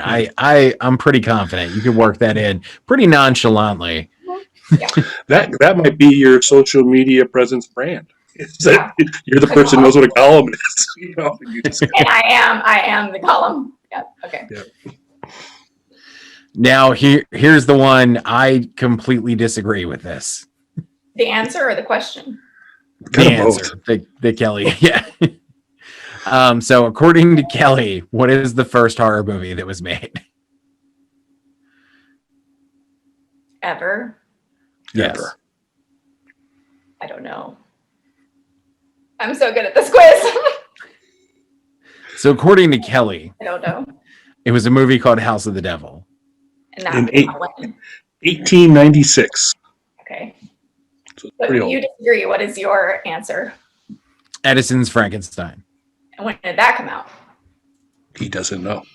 I don't know. He just likes to complain and said I it was can't do early. research on this. He doesn't That's too even know much. what year it was done.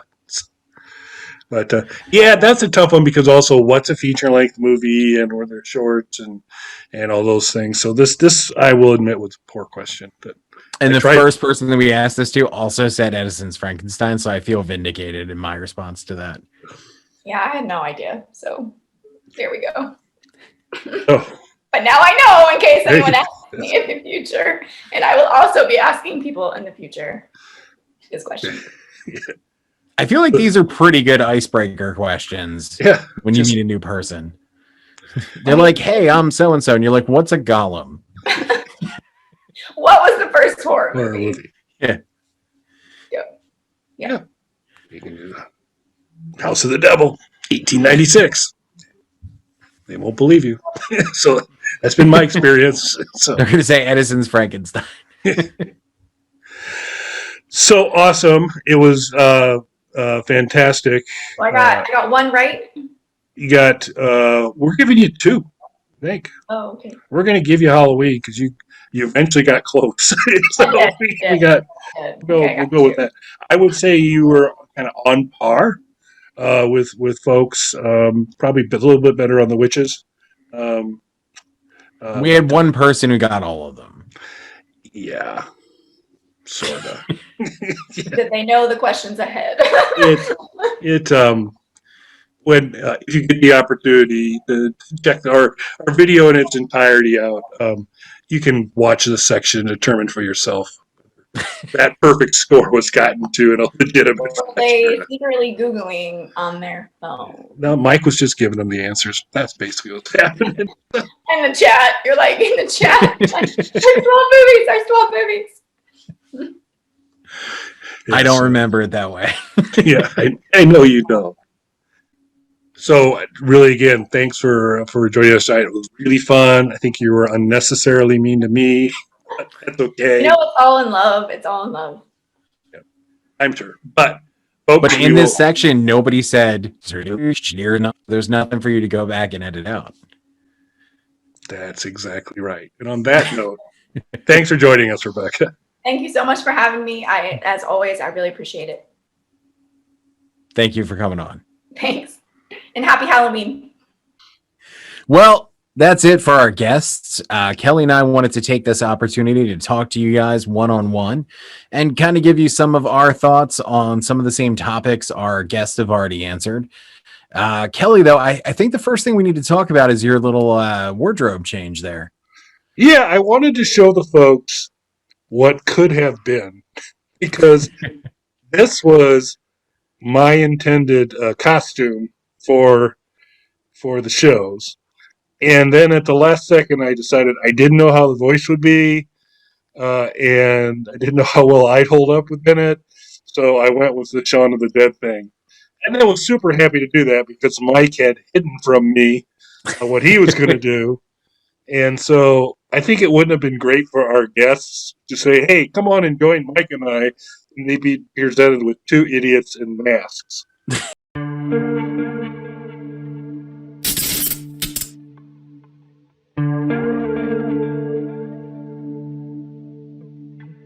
And we now welcome Allison Victoria Wolf. Welcome, Allison. Hey guys, how are you? Doing great. It's been a while. I listened to our last podcast. I think it's been over a year. So I'm so excited you guys had me back. Thank you so much. Anytime. We love having you on. And We are thank you for excited being- to have you, me more so than Kelly, because I'm a better person than he is. It's a competition. I accept all bribes. Oh, okay. See how this goes. I'm here to make podcasting great again. Ooh, I like that. Okay. We're going to start off with the first question. I guess, first of all, Allison, is there anything you'd like to promote or let folks know about or any of that? Yeah. So I have been so busy since I'm going to turn this on. Sorry, my computer hates me today. So I've been really, really busy since we last talked. I've done a couple movies. I've done some features. I'm in production. We're doing one in 13 days and back in Lancaster, California. So I'm really excited about that. And I got to be on Let's Make a Deal, which was really exciting. I know. So I was one of the at-homies. And so unfortunately, they didn't pick me the first time, but maybe I'll be appearing again. Wink, wink, wink, wink. So yeah, I'm just really excited. And what's amazing is also Instagram was so fantastic. They gave me pretty much my own clothing line. So it's called Mama Bears We Vicious. And you can shop it on my Instagram at Allison _ Vic. Yeah, so that's what's been going on for me. We will include in the description links to that and maybe captions and all kinds of good stuff. Awesome. Thank you guys so much. You bet. I'm a doctor. And I am the president. I have to ask, from our last podcast, did prescriptions come to the house? I don't know if I have heard. No, but I do have a human sample here. Maybe you should mention that. So this is Steve. What is Steve? That's a piece of chest. Oh my gosh. Yeah.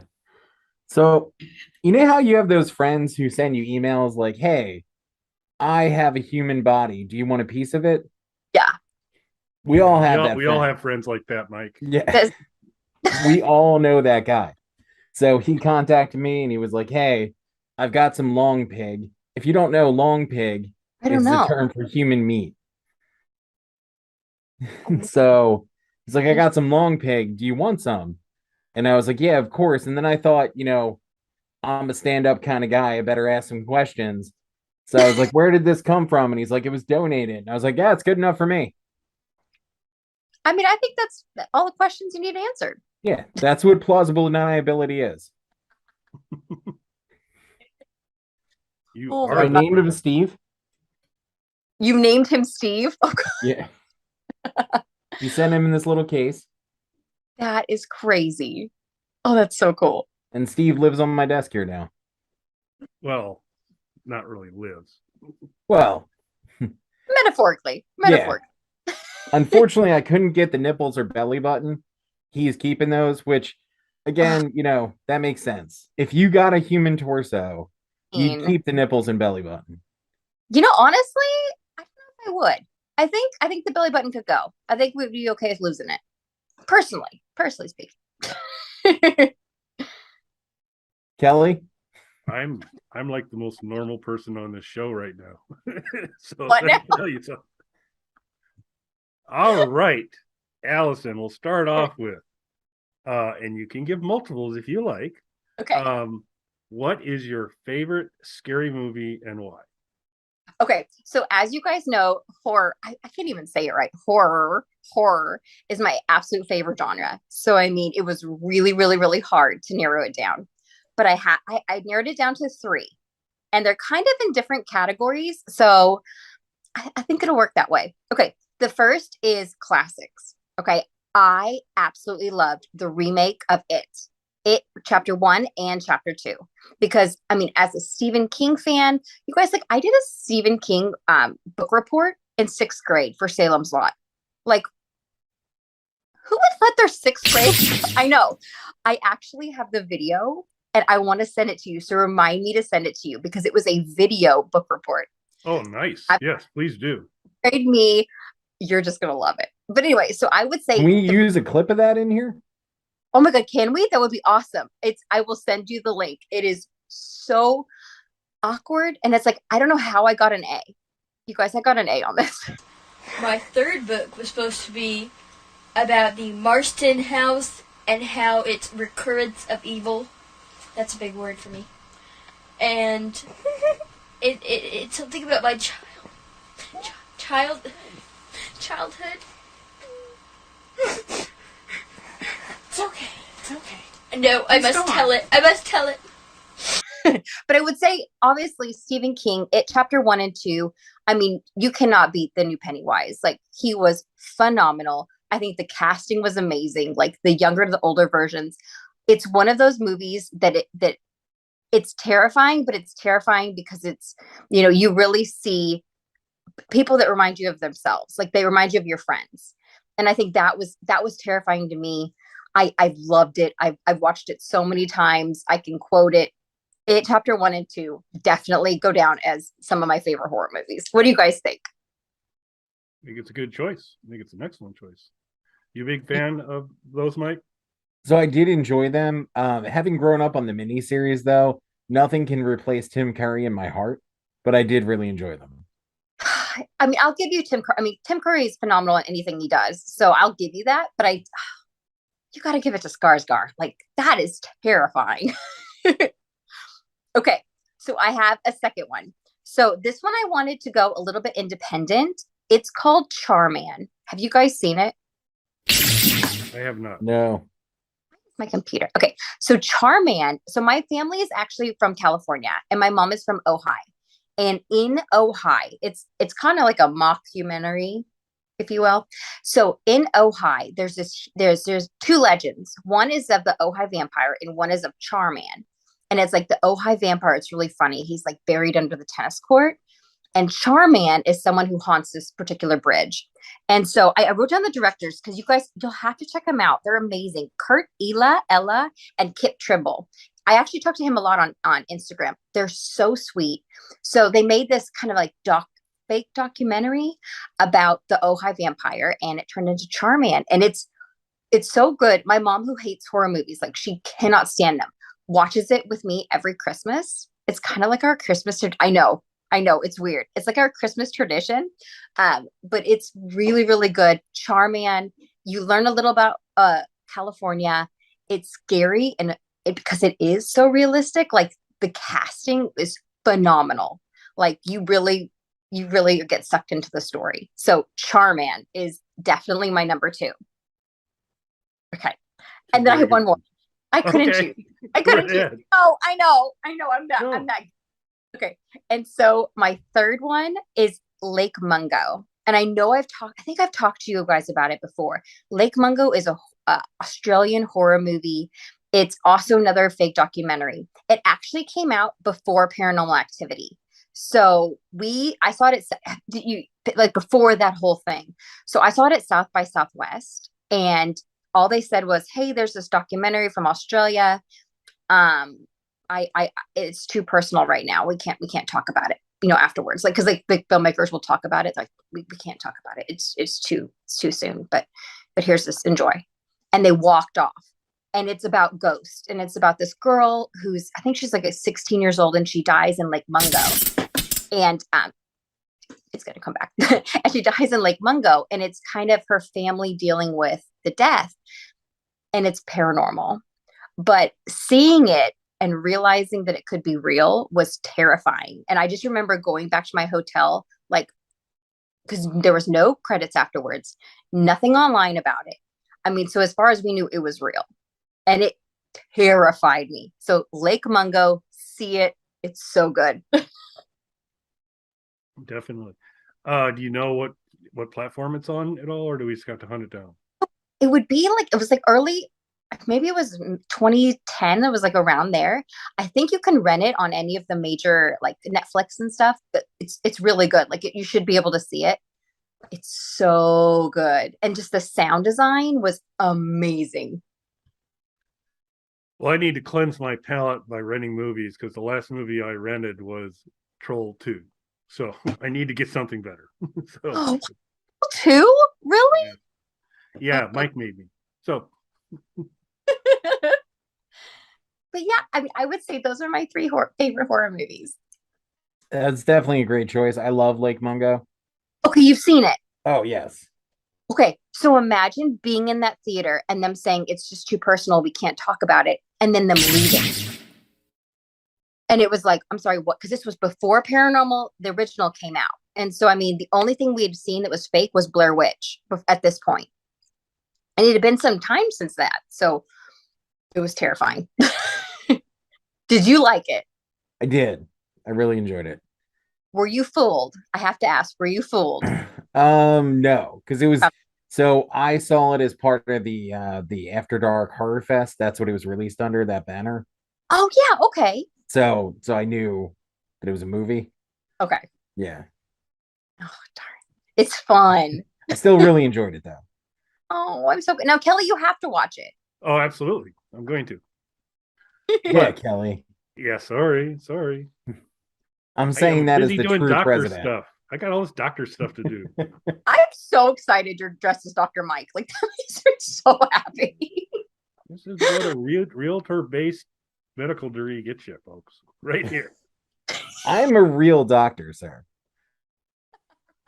I am you. So, Mr. President, do you have a question for our guest? That I do. So, if you were to make a horror movie, and obviously, you are involved in the film industry, if you were to make a horror movie, what would the monster or the villain of this piece be? Okay, so I really thought about this because I mean, you could go so many different ways. I think with horror movies now, it's so easy to gross people out. Like, it's like everyone gets grossed out. Like, shock value is kind of gone. So I would want to go like the exact opposite. So I actually would make it, the villain wouldn't be a person. It would be an action. So it would be the doorbell ringing or a knock at the door. And I know like M. Night Shyamalan, how do you say his name? Shyamalan? Ding Dong, I think. Yeah. That guy is making, there was a book called A Knock at the Cabin, and it pretty much starts with like a knock at a cabin door. And so to me, not knowing who was on the other side of that door, who was, ringing the doorbell is terrifying. So I would make the villain that action. And it's like anytime something, it would be like another knock at the door or another doorbell. I mean, like that to me is scary enough, Yeah, and so let me offer a little twist to that. You could have it be a Zoom meeting, and I know what frightens me is when it says, official pagan has joined the room. Well, I mean, his picture did take a while to pop up, so maybe he was trying to scare us. I don't know. Kelly's about to make his film debut. Oh boy. He just didn't know it yet. Oh wait, what was that? I'm just kidding. No, I think that would be scary. It's like, I mean, heck, like in the theaters right now, Smile. Like they're making a Smile a villain. So I mean, I think it's time to kind of take back like the grossness of horror and just make it really simple. And I think that's the scariest thing of all. Now I have a second part to that question that kind of ties into it that Kelly definitely approved of before we did this. Okay. So as I mentioned, Kelly's making his film debut soon. Do you have any acting advice to give him? Okay, wait. I want details on this. I thought that was a joke. Are you really? I don't know, Mike. He is. We can't say too much on here, but he is. Okay, so I would say, if it's a horror movie, I say actually be scared. I mean, because people can tell when you're fake scared. So I mean, think about what really scares you the most. Like I'm terrified of like Humpty Dumpty, freaks me out, and Raggedy Ann dolls. So if I was doing a scene where I needed to be scared, I would either have that object in there or just keep thinking about it. So Kelly, I definitely like think about what scares you most and how you can incorporate it into that scene. And yeah, go for it. I'm excited. Oh, I can't wait. Yeah, I got something in mind. Thank you for the tip. I appreciate it. Okay, like, now, is it now the big part, and due to supply chain difficulties, the winner of last Halloween's contest hasn't got their prizes yet, but we're going to get a lot better this time. So there will be prizes, plus there's a little bit of ballot stuffing. But anyway, is that a euphemism, Kelly? It's not. I'm just being pensive as I talk. I'm not holding my beard in place. I'm just thinking. As the president, I don't have a beard, but if I did, I wouldn't have to hold it in place. You'd look at me and say, that's the greatest beard ever. He'd never have to hold that in place. Yeah, sure. It's as real. Beard's as real as my doctor's certificate. Anyway, Allison, we are going to offer a prize. Yet to be determined for the best costume on our Halloween special. This is your opportunity to make your case for yours. Okay. As you guys know, I am not competitive at all. That's a lie. You know I am. Okay. But what I did for my costume, I'm going to step back so you can see the whole thing. Okay. So I went Stranger Things because what I think is, I think it's going to be the Halloween costumes of the year. I think everyone is going to go Stranger Things. And I think anything relating to the 80s, you guys, like my birthday's coming up and I'm an 80s baby. So I just wanted to kind of celebrate that. Halloween is one of my, I really hate this thing. Oh, yeah. So Halloween is one of my favorites. And so I think just kind of celebrating being an 80s baby and doing Stranger Things is the best. Also, I went as a dead one because Vecna, I could not think of a song in time. You know me, like I always choose multiple options. So Vecna got me because I just couldn't choose a song. So that's why I should win. I also am so nice and I love coming on the show. So please vote for me. These are very true. Excellent. Cool. Excellent. I think you made a tremendous case there. Thank you. Thank you so much for coming on. Guys, thank you so much for having me. I mean, ever since we started talking, I think it's 12 years now. Like we have known each other for 12 years, which is crazy to me. Yes, we met during Sand Sharks on Sci-Fi. Oh, Swamp Shark. Oh, I've been calling it Sand Shark. Kelly, come on. Yes, because you were girl on raft. Girl on boat.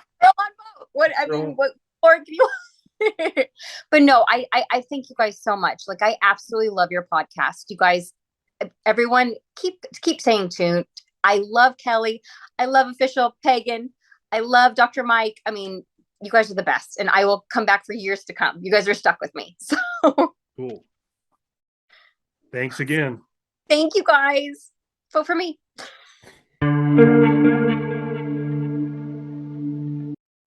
Oh, me? Well, you're gonna put your costume on. Yes. Yeah. Oh, yeah. Yeah. Hold on one second. Let me put my costume on. I put a lot of thought into this one. I don't think you did. Hold on one more second. Let me get it on. Here we go. Tell me when I look like. Who's this? Go up just maybe 2 touches. No, there you go. There you go.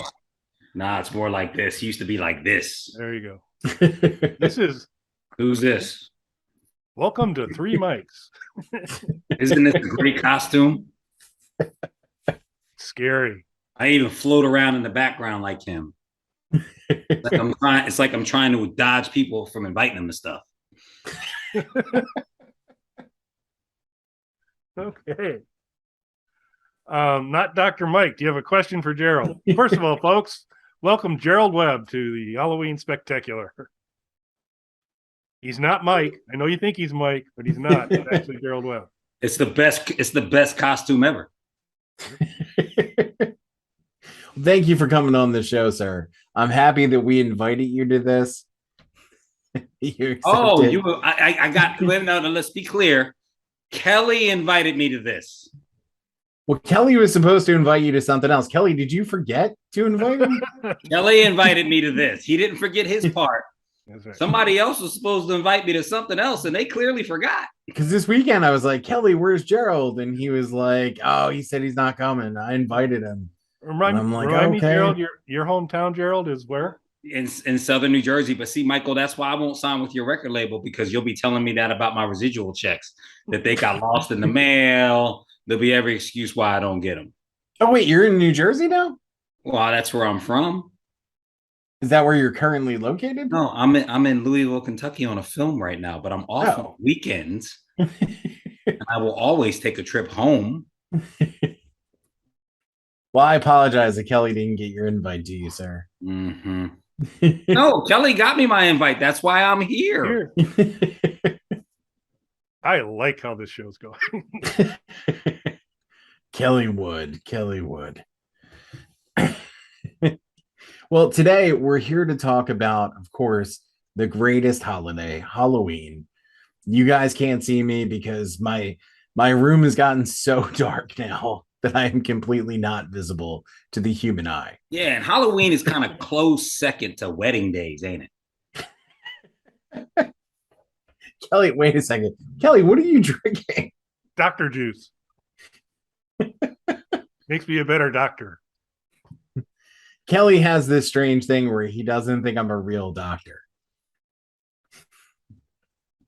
I mean, I have to doubt everything now. I thought we were friends. And Kelly has more insight than me, so I'd have to defer to him. I totally like how the show's going. Well, it is Halloween. It is the greatest holiday. I bet your belt doesn't have any rust on it either. It's all a lie. Shiny, stainless steel, gold buckle. Completely rust free. Yes. You probably polish it every night like you're in the service. I don't think I would have made it far in the service. But sir, you have done a lot of horror movies. Yes, I have. You have, and you did a lot of stuff with Sci-Fi Channel, which of course is how we initially were introduced to each other through Snark Alec Radio, which will be celebrating its 10th anniversary next year. That I will give a big applause to. So Kelly and I are excited about that. Who knows what festivities might be in store in the future for that. But you've already done a lot of horror stuff. Is there any more horror coming in your future? And what could we expect from that? Like, if you were to make another horror movie, what do you want to do? Something where you're at least producing, if not directing. All right. So I would make a horror movie. I mean, it's kind of hard to top A House Is Not a Home. It was, first Black family and like a serious horror movie in like 30 years when we came out with it. But if I were to do another one, I would make a horror movie where everything the audience thought was the instinct of the people in the show. So if they were like in a haunted house, they were like, let's get out. And they would all get out. But every time they did what they think was the right thing to do, it would get worse. So now the horror is not only are they being chased by whatever the monster or the people are that are trying to kill them. Now the horror is also every time they think to try and save themselves, now they're second guessing their own decisions. And they get to the point where they're making decisions so bad that they're almost killing themselves. Interesting. Very interesting. Now, I assume at the very least you'd be producing this, if not directing this. Is that something you'd want to star in as well? Do you see yourself doing another starring role like House Is Not a Home? I mean, I might, but I never want to direct and star at the same time. Like that. Really? Yeah, I think that's a really hard thing to do. I think it takes a pretty big, a lot of preparation, which I can do, but I think it also takes an ego bigger than I desire to have to say I'm going to star and direct in the same movie.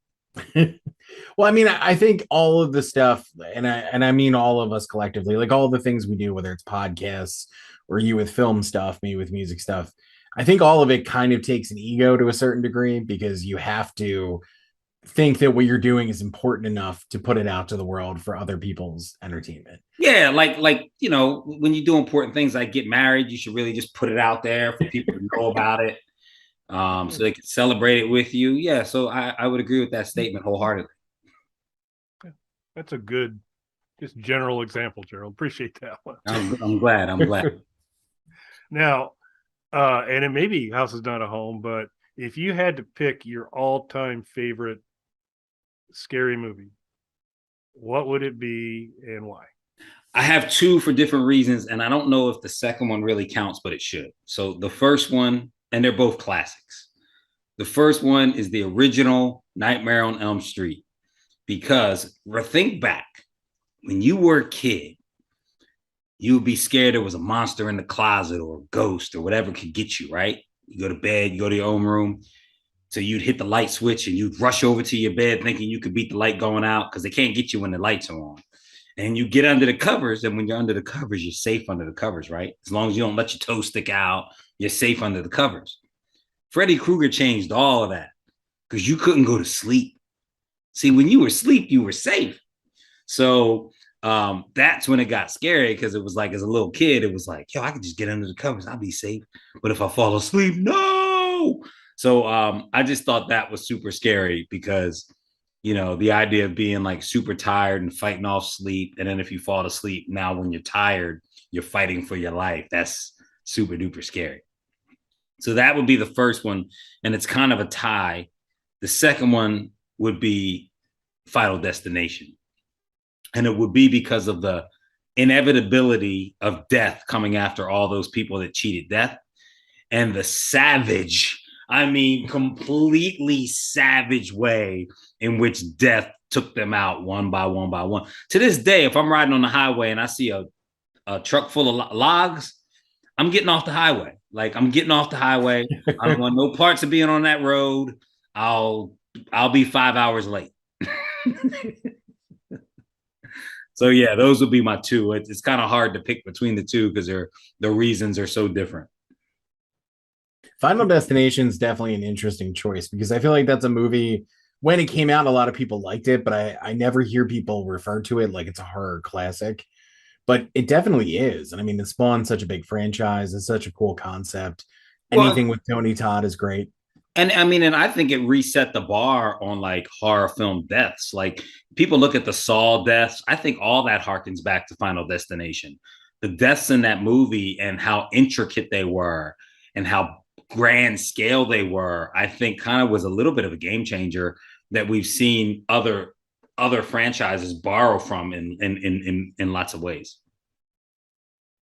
Oh, definitely. Now, obviously, you don't want to be behind the truck when the logs come out, kind of thing. But are you one of those people who, if you had to contemplate your own end, are you somebody who's like, I want to die in my sleep peacefully, or do you want to, go out blaze of glory? I don't know. Yeah, I'll go out in a blaze of glory saving a bunch of people. How's that? See, that's way more noble than me. I just naked and screaming the same way I came in. All right, what about you, Kelly? Nice addition, Mike. I like the would you like to die? I think that's a great question to be rolling out to our guests. So props to you on that. I would take I'll go in my sleep. I'm good with that. After a really good meal. But I'm fine with going out slow. If it's quick, okay, but no, I'm gonna go with going in my sleep. Okay. Very interesting. So, in pajamas, I'm not gonna be naked screaming. In pajamas? You're welcome, world. Yeah, he's gonna be in a pair of Orlando Bloom's pajamas. They're Pirates of the Caribbean pajamas, not Orlando. Totally different. Would you be the big spoon or little spoon, Kelly? No cutlery questions are answered on the show. So, Gerald, what else do you have going on right now? I know you have a lot of stuff coming out that you're producing. You're on a set right now, isn't that correct? Yeah, I've been on back-to-back movies. I just came from Tulsa, Oklahoma for about 5 weeks, and now I'm in Louisville, Kentucky. The only thing that I can talk about right now is I have a film that I produced with a company called Candy Rock Entertainment that is one of the main partners there is Candace Cameron Bure. It's called A Christmas Present. It'll be coming on the Great America Family Channel on the Sunday after Thanksgiving. So if any of you are married and have wives and you want to make them happy, they like Christmas movies. This one is a Christmas movie that's coming on right after Thanksgiving. So I want to invite both of you and any of your audience to enjoy the movie. And it stars Candace, by the way. Very nice. Now, are you in that as well, or just the producer on that one? No, I just produced on that. Excellent. Kelly, that's you're a the big guy you are, Christmas movie Gerald. Those nice invitations. I appreciate that. Yes, of course. I always think about inviting right. my friends to big things. Now you're a big Christmas movie guy, Kelly. What's your favorite Christmas movie? Bad Santa. I didn't say tell us a part of your life. What movie do you like? No, I'm gonna stick with Bad Santa. Okay. Mike. For me, Silent Night, Deadly Night. I got to go with the best Christmas movie ever to ever be made, Die Hard. And yes, it's a Christmas movie. It is 100% a Christmas movie. Totally agree. Excellent. Well, we may do a Christmas or a holiday special towards the end of the year, and if we do that, I will be sure, Gerald, to extend an invite to you, and so we see you again soon. Kelly, I know I can count on you. Well, we do have one more question, Kelly. We do. We do. There's one more question. So you have a follow-up to how do you want to die? There is. Awesome. So we're asking the guest right now, Gerald. Of course, you have a lot of acting experience. Kelly is going to make his scripted acting debut soon. Is there any one piece of advice that you would give to him? Wait a minute. First off, what are you making your scripted acting debut in? This is very unclear to me. Maybe Mike can. I don't know. He's asking this question. I don't get it. So he knows. We can't go into too many details here, but he'll be making his scripted acting debut soon. And is there any advice that you would offer him as a seasoned thespian? Yes. Number one, don't wear a fake beard. It just doesn't work for you. Not a good look. Number one. It's not a real beard on most people's not a good look. Yeah, number one. This kind of beard. Number two, we have to channel the real things that happen in our lives and kind of substitute what's happening when we're on set for what really affects us so that we can show real emotion on camera. So my suggestion to you is to really focus on how long and how deep and how frustrated you've been with your inability to find a way to get Orlando Bloom to return your many times that you've reached out to him, and use that frustration, use that desire, use all of that and substitute it for whatever you're going to be doing in that scene when you're on camera. So the nice part is, while maybe my acting debut, it's not my editor debut because I edit all these videos. And so I'm going to keep the good parts of this one. We may not have the section, but we did actually have one other. You get a chance before we wrap it up to make your case why there's fabulous prizes for the best costume in our Halloween special. Your costume is Mike. Make your case why you need to be the winner of best costume. Well, first off, I need to be the winner of best costume because this is exactly Mike. For years, I thought Mike looked like this.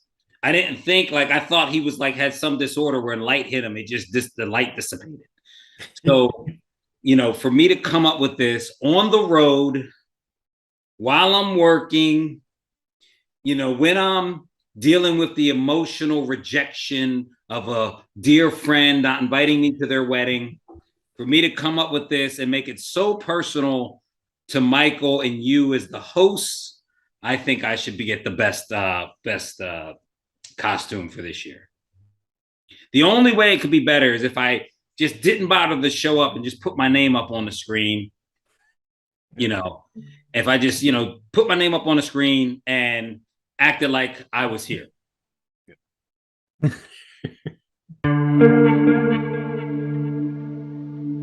And now we welcome our final guest on our Halloween spectacular, Anna. Welcome, Anna. Hello, everybody. Hi. Thanks for having me. Thank you so much for coming on the show. It's always a little bit of a concern when Kelly says he's bringing somebody on. Kelly has, a reputation. He hangs out with some unsavory people. Oh, so I guess I'm one of them. At times you'd have to be concerned. Yeah. But there's no Kelly here today. There's only Mike and not Dr. Mike. So, As the hat says, fraud. so Mike, do you want me to like drop a GIF or something or an image over your head for this segment? Yes, unfortunately, I did not have time to get a costume together. I am on my honeymoon this week, so I have been in and out of the house, so there was not time for that. But Kelly is special to me, and I couldn't miss this. That's so nice. Loyalty right there. There you go. Kelly and I are coming up on our 10-year anniversary next year. Yep, we've been doing this. Yeah, I've been doing this nonsense for 10 years in different forms and all that. So, crazy times. But on to Halloween. So we'll start off a little bit with Anna. What is your favorite scary movie of all time and why? Yeah, it took a while to think about this one. I have to be honest with both of you. I hate scary movies because I'm a chicken and they actually frighten me to the point that I cannot sleep. But my favorite of all time is the movie Mirrors, if you've seen that. Yes. Yes. The reason why, honestly, it really intrigued me the entire time I was watching it in the movie theater. I went with a group of girlfriends and I could not stop watching it. Normally, every scary movie, I have to cover my eyes or I'm hiding in a pillow. And that's the only one I watched all the way through. But then I could not look in the mirror for 2 weeks after. So, definitely scary. Excellent. So Mike is our resident expert on horror movies. So if Mike, if you were to recommend one to Anna that would just put her away in terms of just high octane, it's all over. Where would you steer her? Probably Showgirls. Yeah, that's true. That'll leave. Yeah, I'll look up that one. I'll have to watch it this Halloween. Yeah, Am I gonna need to cover my eyes? What is it about? No. So let's think. What would be a good scary movie to recommend to somebody? Showgirls is I would go with remarkably horribly bad movie. So it'd be scary because it's so bad. But I would say It Follows. It Follows. That's the one that I would recommend. If it's anything like the movie It, I don't think I can watch it. No, I would say better. Okay. I'll put it on my list. We'll see should. if I get through it, Mike. Kelly, do you have any recommendations? So you never can go wrong with Evil Dead. Evil Dead 1 or 2. Evil Dead 2 will give you like the kind of lots of moments to hide your eyes and be scared, but there's also some humor in it. So Evil Dead, the original Evil Dead's just straight scares. So depending what you'd want to do, but I'd say either of the Evil Deads would be good ones that'll leave a mark. So Evil Dead. Noted. I'll see if I can get through it and I'll report back. Excellent. I do love that beard, Kelly. Yeah, Dr. Mike, please. Not Dr. Mike, please. But Kelly, I didn't go to medical school for all these years to just be mocked like that.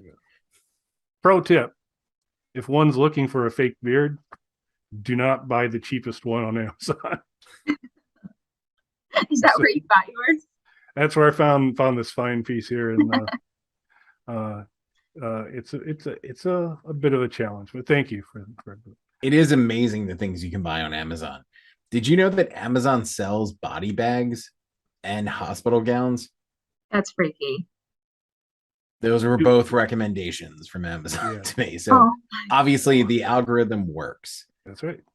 Well, yeah. So I think that says a lot because the hospital scrubs get it. And then given you don't have a medical license, the body bags are probably pretty handy too. So, plus Kelly, some of I'm your a other doctor. hobbies. It may come from one of your other hobbies though, but hard to tell. This is All a right. doctor's office. The only way you could get one of those is if you're a doctor. Yep.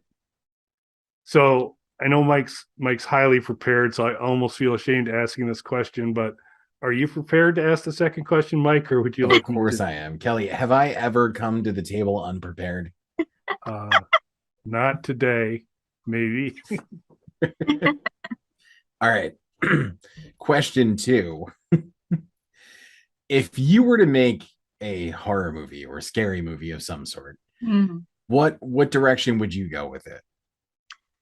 Mike, I think this is going to be a rough answer for you, but I really thought long and hard about this one.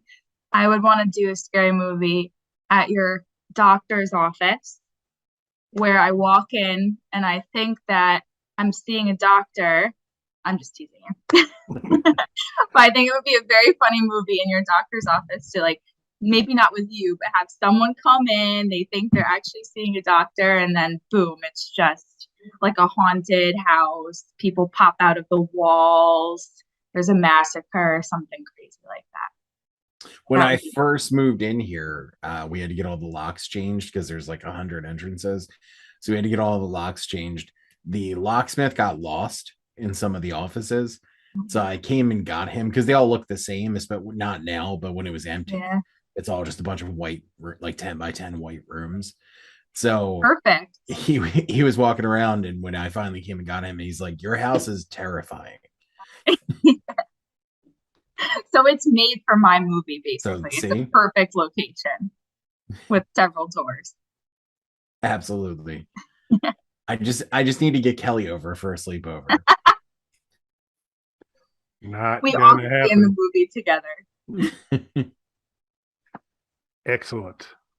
That's good. I'd buy a ticket to that movie. That sounds really good. Yeah, right? I think you can make a good movie out of that. And you're going to save some money because you've already got the set built. It's already ready to go. So exactly. Excellent. All right. So this is your big chance.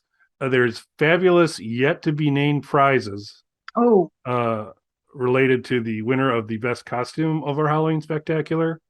Small minor note, last year's winner, where there's still a bit of some discussion on the legitimacy of the win. They've yet to receive their prizes. Supply chain, I'm sure it's all going to work out. But so, don't get your hopes up. It'll be coming soon if you win. But still, winning is important. So if you're going to make your case for why you have the best costume on the Bog Panda Halloween Spectacular, please go ahead and make your case. Oh, I wish I knew what the other members did and how I compare to them, but I'm back from the dead right now. I'm Cleopatra. How could you beat that? Look at my background. I don't think anyone can top that. You were the only one with a background. I think that's a pretty compelling point. I really fit the scene here from Egypt. I think that would be my case. It's pretty cool. Just know that if you do win, we don't play favorites here. So you won. If you win, you won fair and square. Perfect. I'll hope for the best. Yeah, something like that. Excellent. Well, thank you so much for joining us. Awesome to have you. If you don't mind, we'd love to have you on again on a show. We can talk about it offline on what topics or whatever, but we'd love to have you back on if you're able to do it. I would love to be back. I want to do a podcast myself, so this is great. Excellent. Good. Funny topic. Well, great. Well, thanks again, Anna. Thank you so much, guys. Hello, everybody. Welcome back to Bog Panda, a very special Bog Panda, our 2023 Halloween Spectacular. I am Kelly, and joining me as always, I am Dr. Mike with the ginger ale for you soda cucks out there. Make sure you guys like, subscribe, turn on notifications, leave a couple of comments, especially on this one. I would leave separate comments for each part of what you're about to see. You're going to want to revisit this video multiple times. And after you've watched it a few times, you're going to want to order some merch from our merch store. Come back and rewatch it with a fresh t-shirt of ours on. And there might be a t-shirt reference in the show, as a matter of fact, in the store. See how we did that? Pretty fancy. So what did you think, Mike, about this approach? We've done a couple Halloween specials now. I really liked how this turned out. I think people. Yeah, so did I. Kelly came up with this great concept for this one. It's different than what we've done in the past, but I think it was a super great idea. It's definitely something that could have gone the other way, but luckily we have talented friends. Yep. Yeah, it all kind of was going to stand and fall on that. And so what we did is we decided to share with you for Halloween a scary story. And we're going to have chapters to the story, and as mild error of judgment, Dr. Mike will be handling chapter 1. So you'll kind of get things going. But then we brought in some of our friends. We brought in Dylan, Rebekah Kennedy, and Allison Victoria Wolf. And we gave each of them a chapter. And with no advance warning, as we brought them on to record, we said, okay, here's where it starts and here's where it ends. And everything in the middle is up to you to decide. So they had all of like 4 or 5 minutes to figure out their story and tell it. And they did not disappoint. They all rocked it each in their own unique way. And so the story moved along really, really well. So I think you're going to enjoy it. We're looking forward to you folks seeing it. So without further ado, here's the Bog Panda 2023 Halloween Spectacular. Before I get started, I just want to state that Kelly approved of all of this. Chapter 1, DHB. As the car pulled out of the lot, Mike kept his eyes down. So much blood. He was never the squeamish type. Hell, 5 years as a doctor had prepared him for almost anything, so he thought. Don't forget the oath Kelly barked from behind the wheel, dead eyes fixed on the road in front of them. You see, Kelly and Mike were more than friends or co-hosts. They were dead hooker buddies. Anytime, any place, if one of them needed help disposing of a body, the other would drop everything and swoop in for the assist. Dead Hooker Buddy t-shirts are available in the merch store. Remember, grab a second one for your DHB. Makes a great Christmas gift. But I digress. Tonight was different from the many, many times Kelly had called on Dr. Mike. The carnage he saw in the brothel had him considering a new line of work when a loud pop sent the car careening towards a ditch. Luckily, Kelly had experience behind the wheel and was able to pull over to the shoulder. We need to move before 12 shows up, he said with no emotion. Within seconds, he was out of the car and making his way to the trunk. Let's grab the body and head for that old house on the hill. Mike slid down in his seat until the structure was visible. That wasn't any old house. It was Webb Manor. Chapter 2, The Portrait of Gerald Webb. This is what happened. All of a sudden, Mike and Kelly and the dead hooker thing over there came into the entryway of Webb Manor. And in this manor, middle of the manor, right there, giant ass picture of just hard to describe what they were looking at.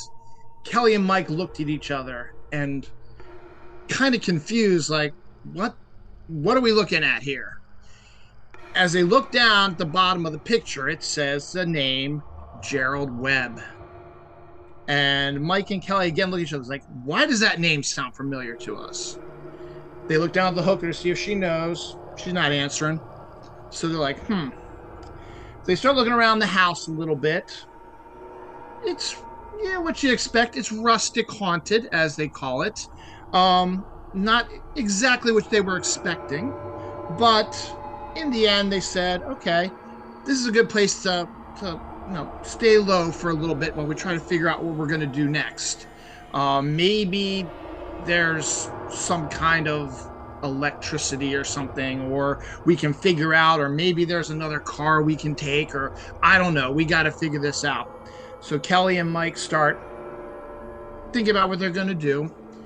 And they look back at the picture, and Mike's like, wait a second. Was that horn always there? The horn on his head. And Kelly's looking at it too, is like, I don't remember it, but it looks pretty awful to me. So they're like, okay, that's kind of interesting. So they decide, okay, maybe what we should do is let's maybe split up. We'll just leave the hooker right here by the picture, and let's look around, see if we can find something. So Mike goes to the left, and Kelly goes upstairs. And as they're walking around, they look back, and the dead hooker is looking back at them with her dead eyes.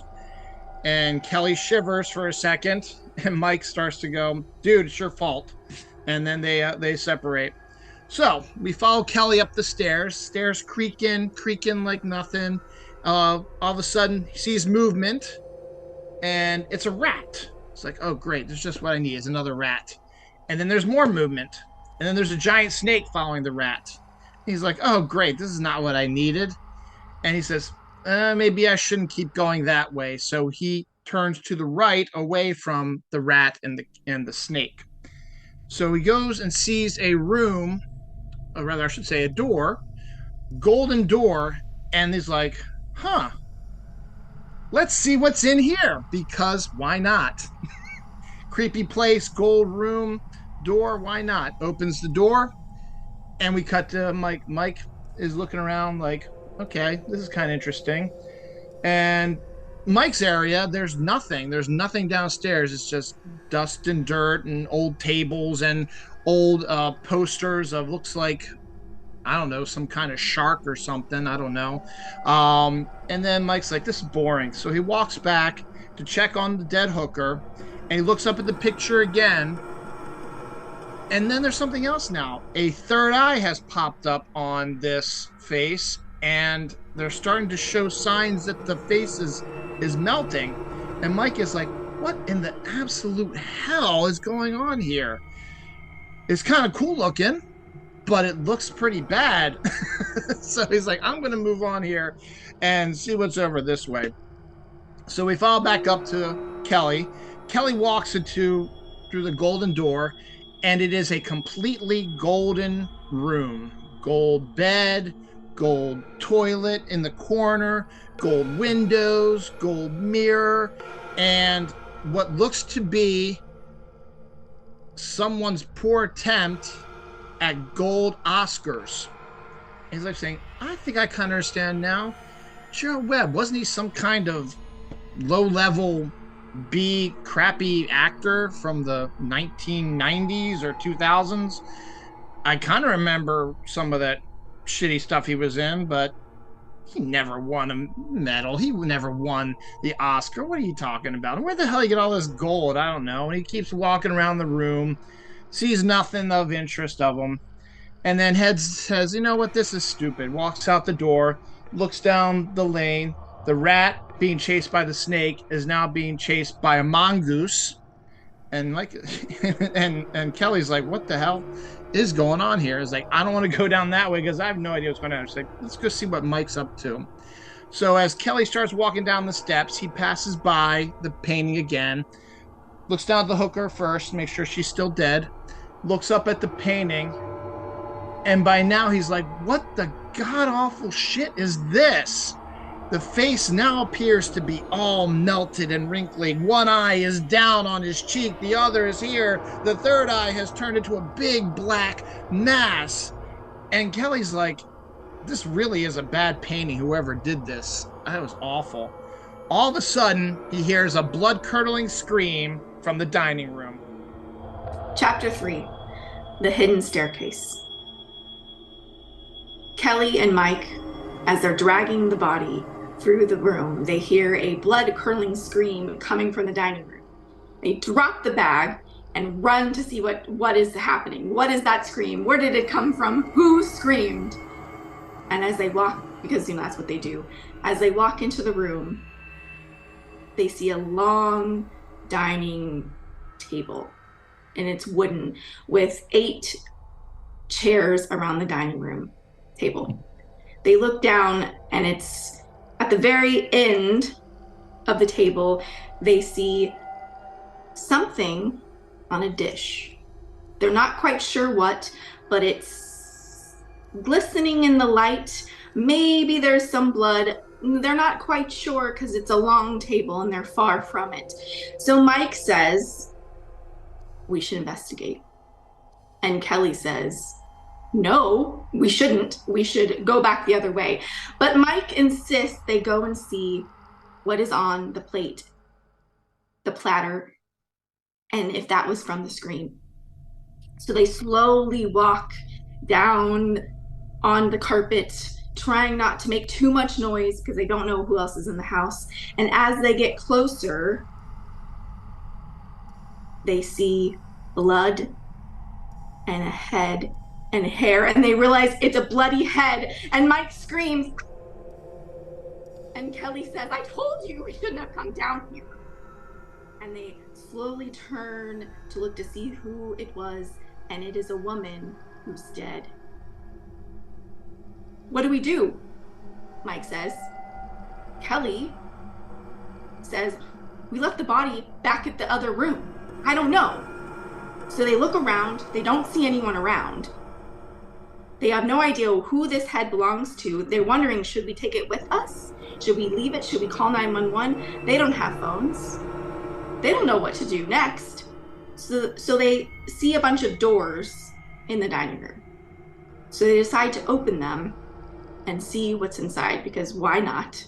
So as they open the first one that's close to the head, Mike screams again as he sees the rest of the woman's body hanging there, just dripping blood, just her neck down. And Kelly says, "Well, obviously that is the rest of the body from the woman. And maybe we should call her Jill, and in respect for her." So they slam that door shut because that's not going to happen. But then they think of a really good idea because there's several doors around. So Mike says, "An idea." And Kelly looks at him and goes, "I know what you're thinking." So they run to get the body bag. They drag it with them because it's very heavy. They open the next door, shielding their eyes. But thankfully, when they open them, there's nothing in there. Nothing scary anyway. It's just a closet.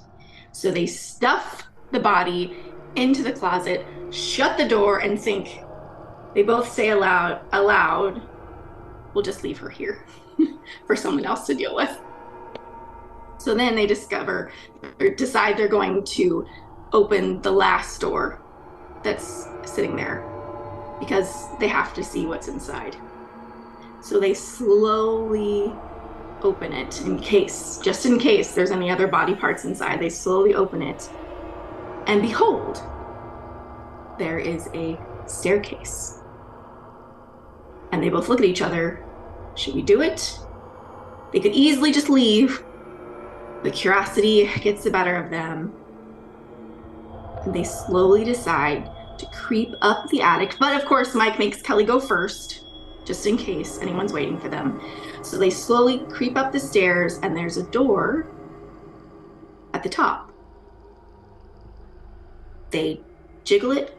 It's unlocked. They slowly creak it open, and there's an attic. Chapter 4, Up on the Roof.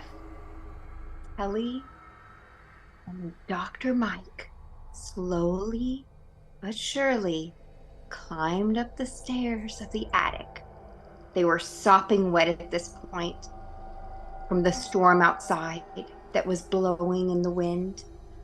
As they entered the attic, they began to look around, and that's what they saw. There was a chest in the corner. They quietly tiptoed, Kelly in his ballet slippers and Dr. Mike in his tutu, and they quietly went up to the chest. They opened the chest, and boom! There jumped out a cat, but the cat was dead. So then they continued on their journey. They looked through the chest, and all of a sudden they heard it. The slow clapping of an audience enthralled in exactly what was going on.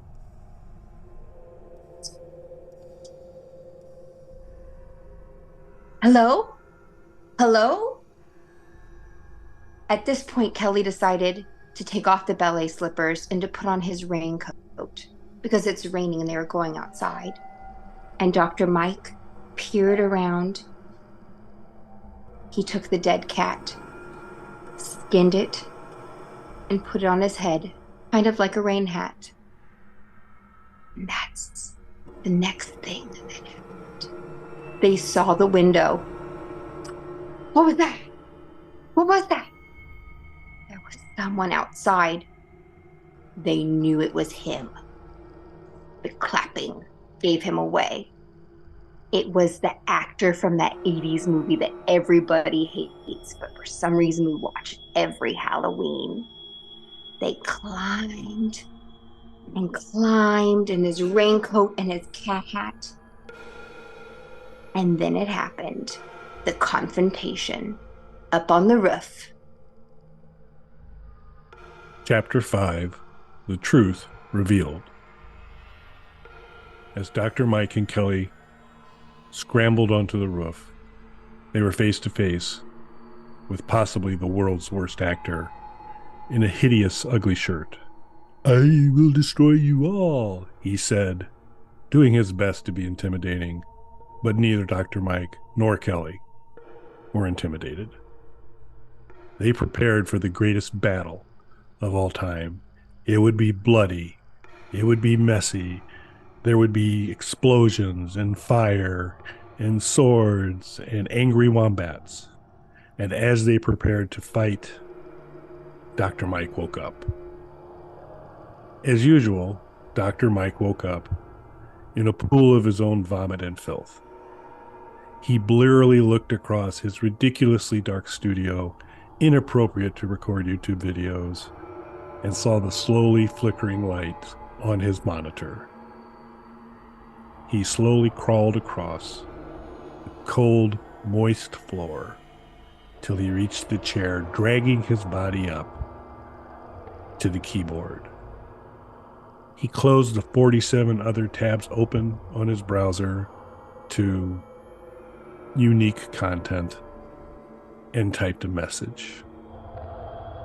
"Hey Kelly, I have an idea for the 2023 Halloween special, and I'd like to write the first chapter."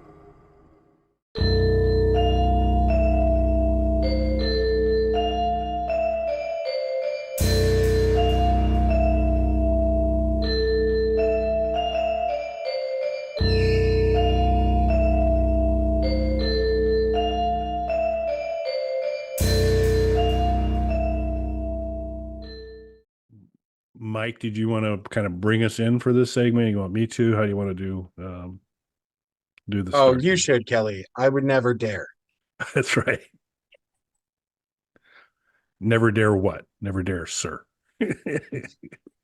And on that note, before Kelly brings us in, I just want to explain to everybody, because I've seen the comments and the concerns. This is really my recording studio that I'm at. I'm not chained up in Kelly's basement right now. This black eye is not from him. This is not a Zoom background. I'm not chained up in his basement, no matter what anybody says. And if I were, just to prove how definitely free I am, Kelly's letting me do our sponsor segment, which of course is for Slap Sauce, the hot sauce that features Kelly's face. If I were chained up in Kelly's basement right now, would he let me do that? All right. So, hi, Allison. Nice to see you again. It's so good to see you guys. Well, joining us now, the last time we had a competition was 2022. And joining us tonight is the returning champion, Anna. So welcome, Anna. Thank you very much. Hi, guys. And now we're very excited to be joined by our good friend, Christina Bach. So, Hi, Christina. How are you? Good. It's so good to be back and hanging out with you guys. I missed you. And now we're lucky enough to be joined by Gerald Webb. Mr. Gerald Webb, how are you, sir? Actually, I'm going by Santa Soprano right now. So I got my Santa Soprano outfit, I think the audience needs to see the back of the gear. Santa Soprano. A little bit of that action. Nice. Santa could never be honest. He had to be crooked. How else could he afford all those toys? He gotta have a guy with a truckload of, PS5s or, Cabbage Patch Dolls or whatever, slapdash Game Boy games, that kind of thing. So tell us a little bit about your costume. Well, I'm Lydia from Beetlejuice. Look, I have my little pop. I had to show you. This is the goals. Nice. So Beetlejuice has always been my favorite.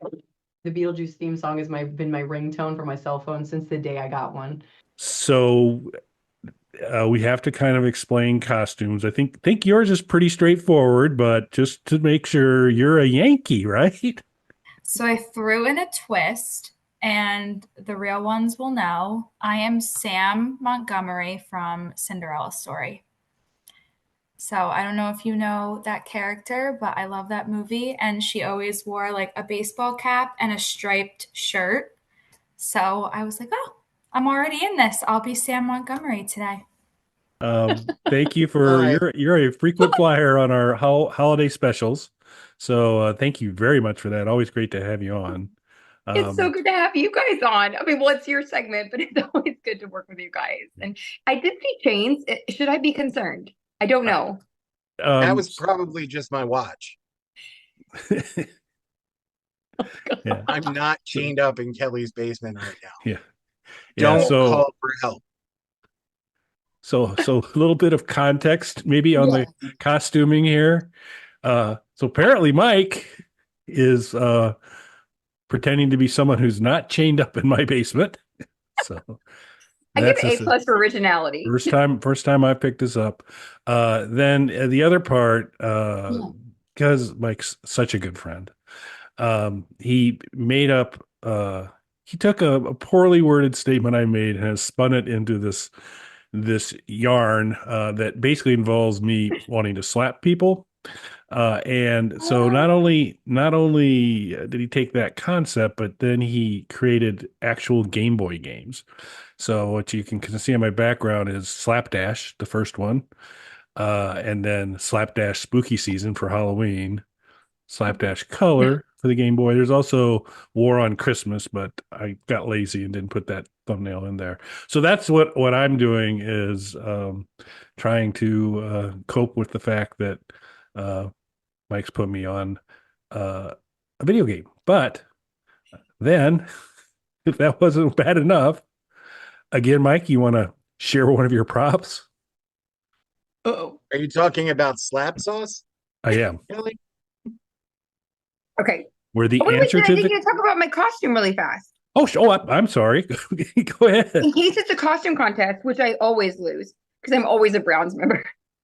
A Browns backer. You did so. That was a good move to go away from the Browns. That's a good move. I know. I was gonna come as like a crying Browns fan, and then I just thought that was too close to home. So I did come as Carmen Sandiego, which I looking back, I thought, oh, she wore like a trench coat and she had like a red hat. Apparently, she was all in red, which I did not remember from my past. So I think I'm Carmen Sandiego. I don't know. What do you guys think? Did she wear all red? As soon as I saw you, I was like Carmen Sandiego. Just immediate. See, thank you. That's why I'm going to win this year. So there'll be 10 questions. Mike will provide the first 5. I will provide the last 5. And there's one of 3 answers for them. And it's really just to kind of test how well you know us. So the answer is it's going to be a fact, and it's either a fact about me, a fact about Mike, or a fact about both of us. So Kelly, Mike, or both are your choices. I'm ready. Okay. And with that, we will turn it over to Mike.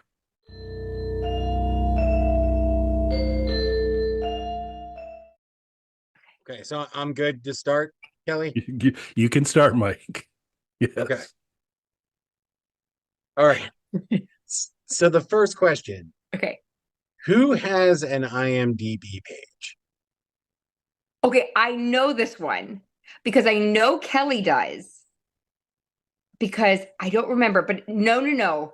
Was it because Kelly was going to be in a movie years ago? But I don't know if it ever got made. But I think he has one. And Mike, I think you have one too. Because I think that you would have been credited in the same thing. So I'm going to say both. But I'm pretty sure it's definitely Kelly. So I'm going to say both. You're one That's for correct, one. both of us. Yep. Yes. Oh, that would be Kelly. It's both of us. Kelly's is entertaining, though. I believe it says he prefers to be called Meat. Meat Bag, I believe. Meat Bag, that's it. The preferred nickname. Sean Yes. Schick, enemy of the show, put that on the IMDb. Here's an interesting one. Who I has get been half at the credit. set? Wait, hold on. I get half credit for that one, right? That's up to Kelly. Rules are the game is you get one shot of pleading for half credit. So you get it, half point. Can't use that again. Sorry. Both of you. That is correct. Yes. One down. Kelly. Is it?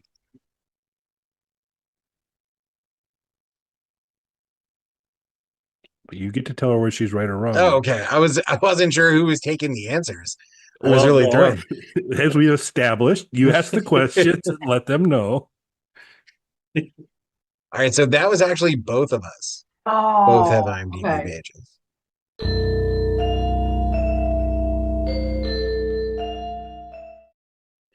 So, who has been at the center ring of Barnum and Bailey Circus catching thrown plates? Wow. I know that's not both of you, so I will say Mike. Kelly. Oh, I forgot. He used to dress up like a clown all the time. I've got it. I think that would be you. That would be Kelly. God. Over 2. I want to say you, Mike. No, that was Kelly. Darn.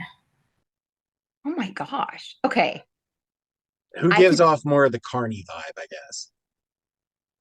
My first instinct was Kelly, but normally when things go, I'm going to go with Mike. I think it was you because I would have said Kelly, but I don't think it's both of you because that's way too specific for both of you. I'm going to say Mike. Should have went with your first instinct. That was Kelly.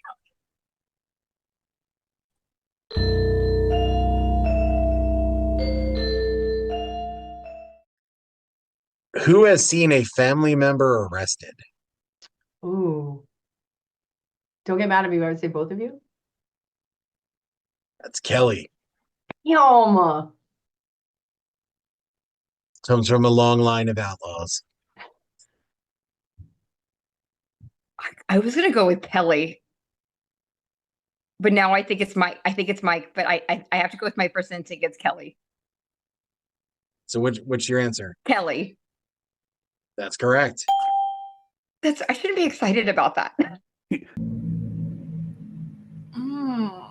Both of you?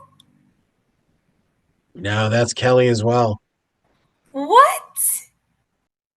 Who has seen a family member arrested? Yes. Oh, both of you degenerates. That's a both. That's a twofer. I should get double credit for that one. I answered it quick. So I've never been there when they've been arrested. So that's only Kelly in this one.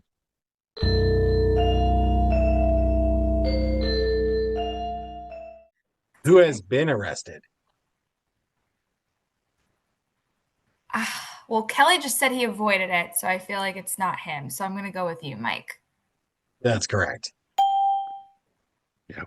Yeah, I gave too much information on that last answer. Oh, well, sorry. At least I won't give any information on mine then, just in case it gives away any future answers.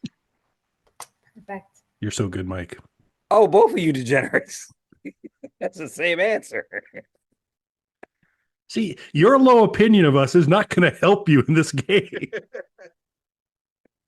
That one is just me. So Kelly says.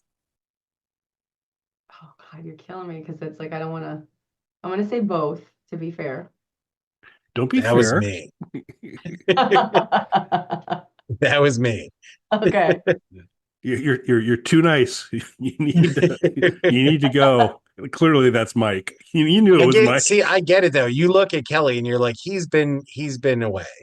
Like he's done a stretch. He has that 1,000-yard stare that you expect to see from like a hardened ex-con. So I get it. Christina gets it. She knows. It's understandable. Do I get a half a point because I guess both of you and it was one? I mean, that's up to Kelly. I feel like he's more known as the rule keeper than me because I've been accused of cheating at these games. You have.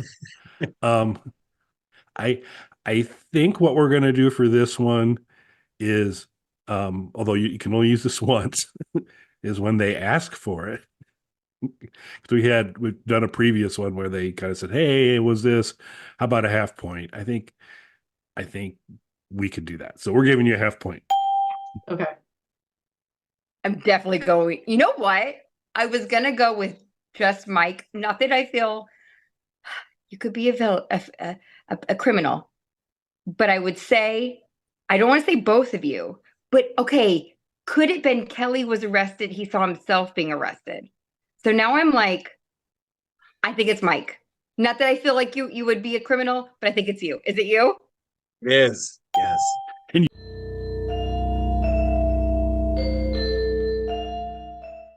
Who was knighted so people would have to call him sir? Kelly.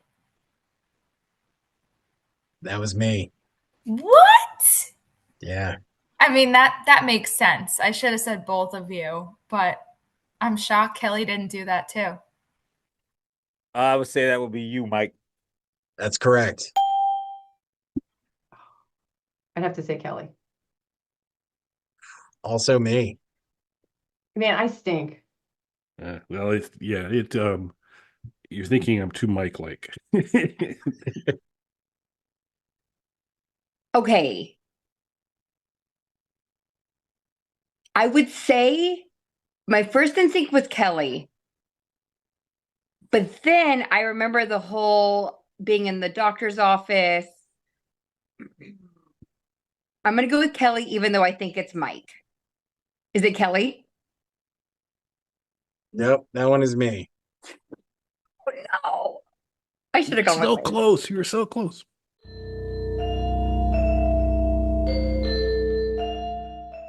On the rocky road of badly asked questions by Mike, you come out of a possible 5 with 1.5. Okay. So you're on the board. Like I said, my questions come now, so things will be better. So who has composed music for a video game? Oh, that would be Mike. He's the music guy. But it sounds like a You trick think question. so? That's why we do these It tricky sounds like a questions. trick question. Hold on, I'm not Slapdash saying it. actually features a composition by me. I said it was a trick question. I wasn't done yet, but okay. I see, Gerald. I heard that you were still going, and then Kelly just he talked heard it. over you. Okay, So I'm gonna say sorry. Kelly. I'll Continue take my on. point. Yeah, he just host-splained to you. Okay. All right, I'll give him the point. I'm skeptical, but I'm going to If you give him go the back and point. watch the video, Gerald said that's a trick You can question. check the tape. Yeah. Listen, I'm going to put a protest in and go pull both of your criminal records and prove that you've been there when people arrested. All right. Don't do that. You get a point. So you get your point on that one. Kelly. Both of us. I'm gonna say Mike. That's actually both. Oh, I keep missing. Why do I think it's both of you? Because I remember, okay, this is like years ago. You guys were talking about both playing instruments. And I was like, oh my gosh, I don't know how to play an instrument. So I think it's both of you. Correct. Starting strong in the second half.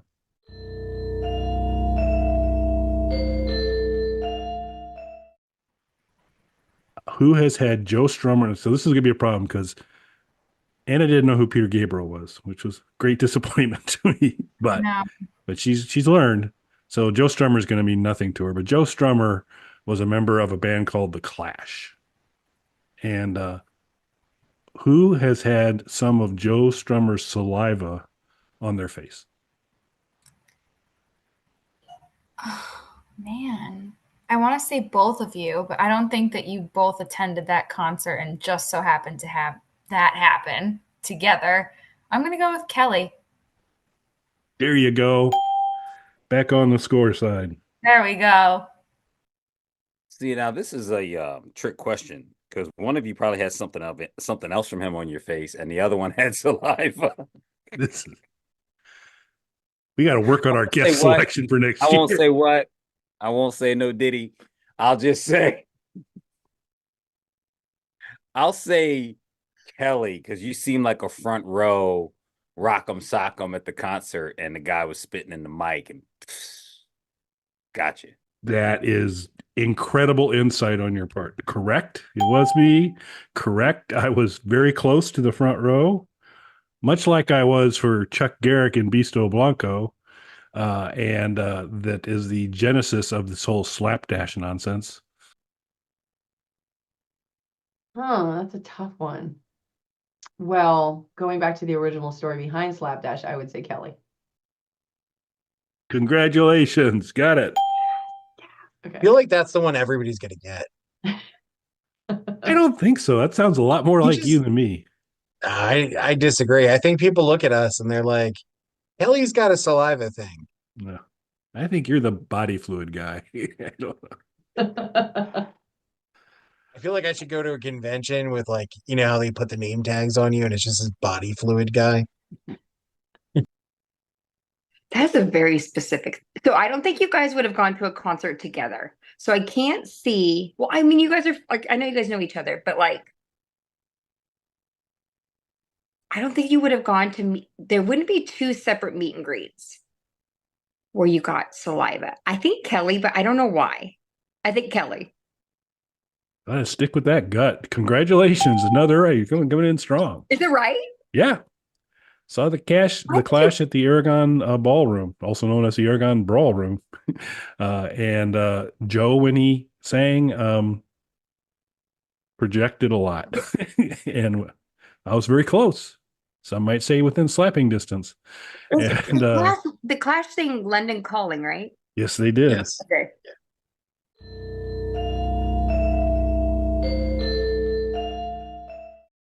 All right, going strong here. Two for two. So who's been involved in Michigan politics? Ooh.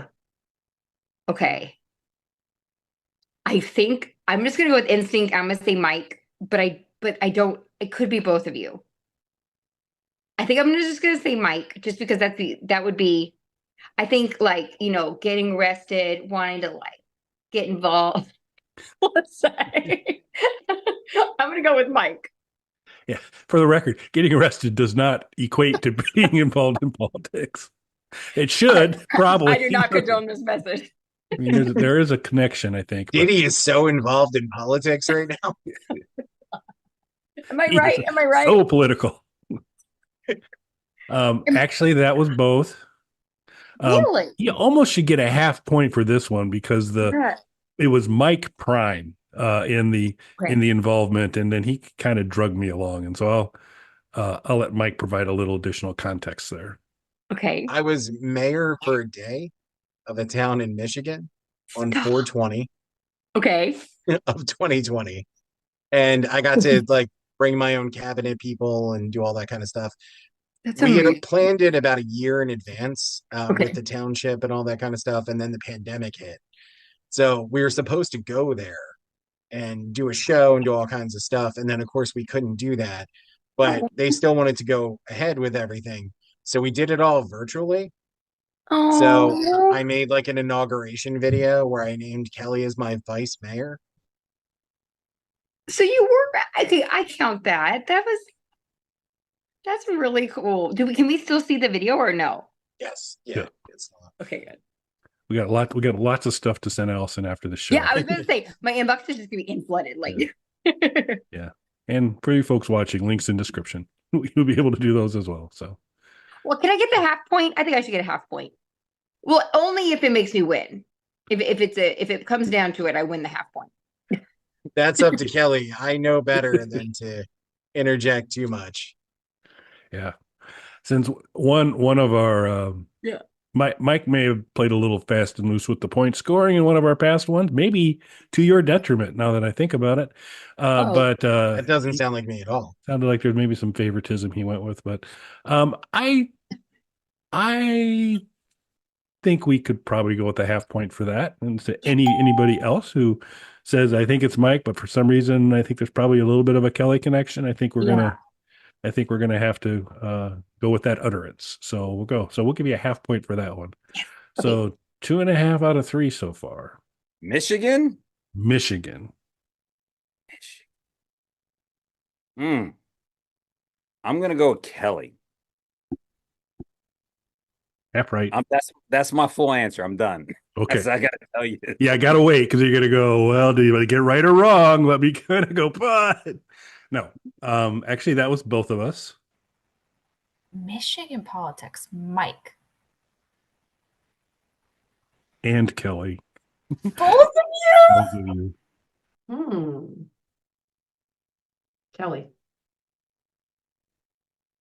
That was Mike. And me. Well, I was going to say that's both of us. Both? Yeah. Both. You're killing me with the all of the above because the thing is, it's like it's.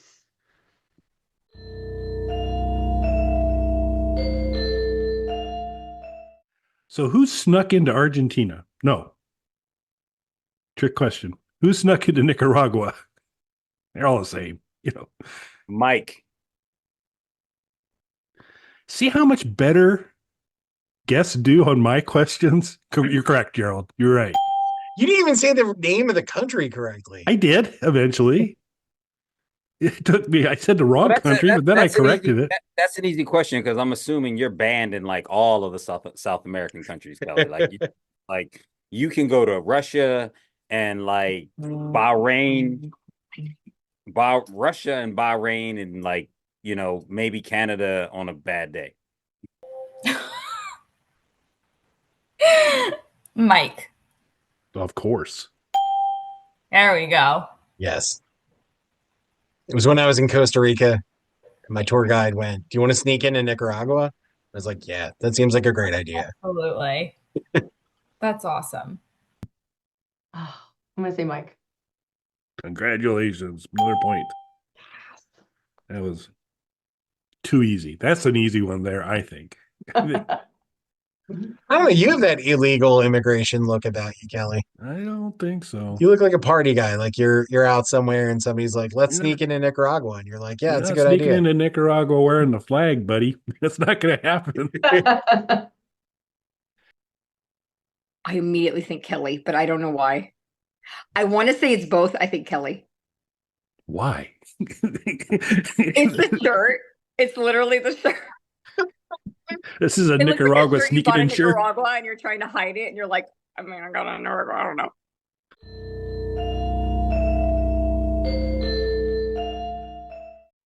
And then finally, the last question, the most important question: who is the best host? Both of you.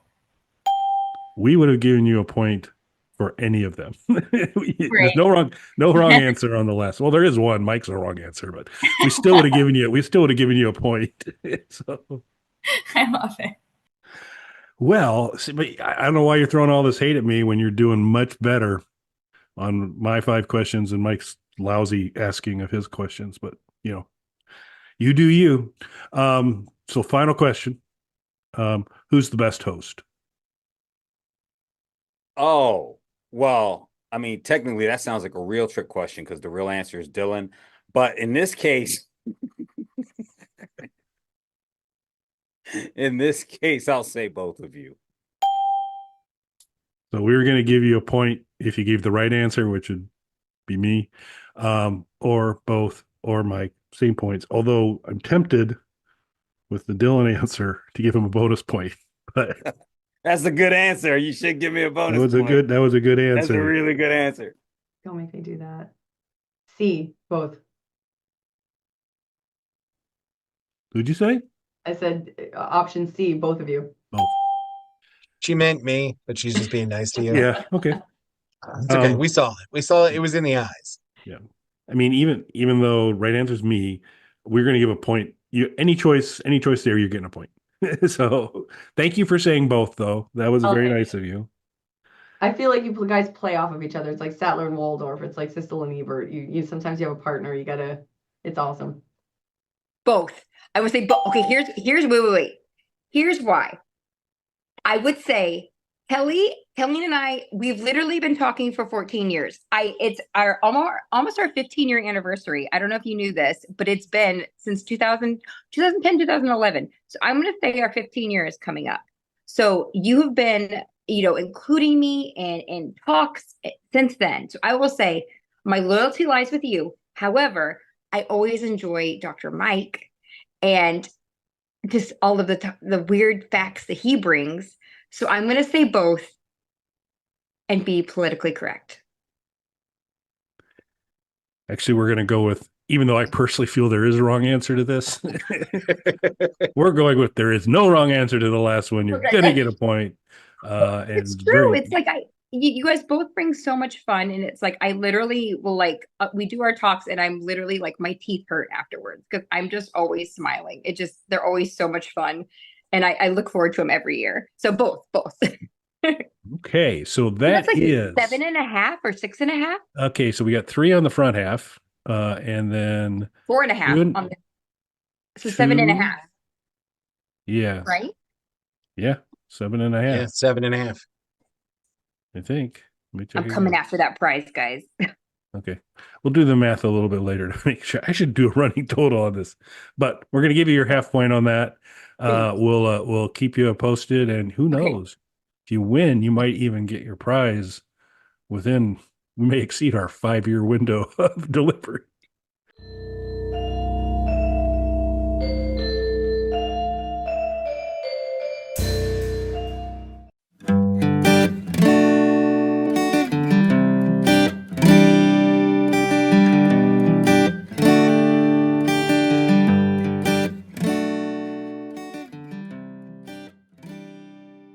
Bog Panda.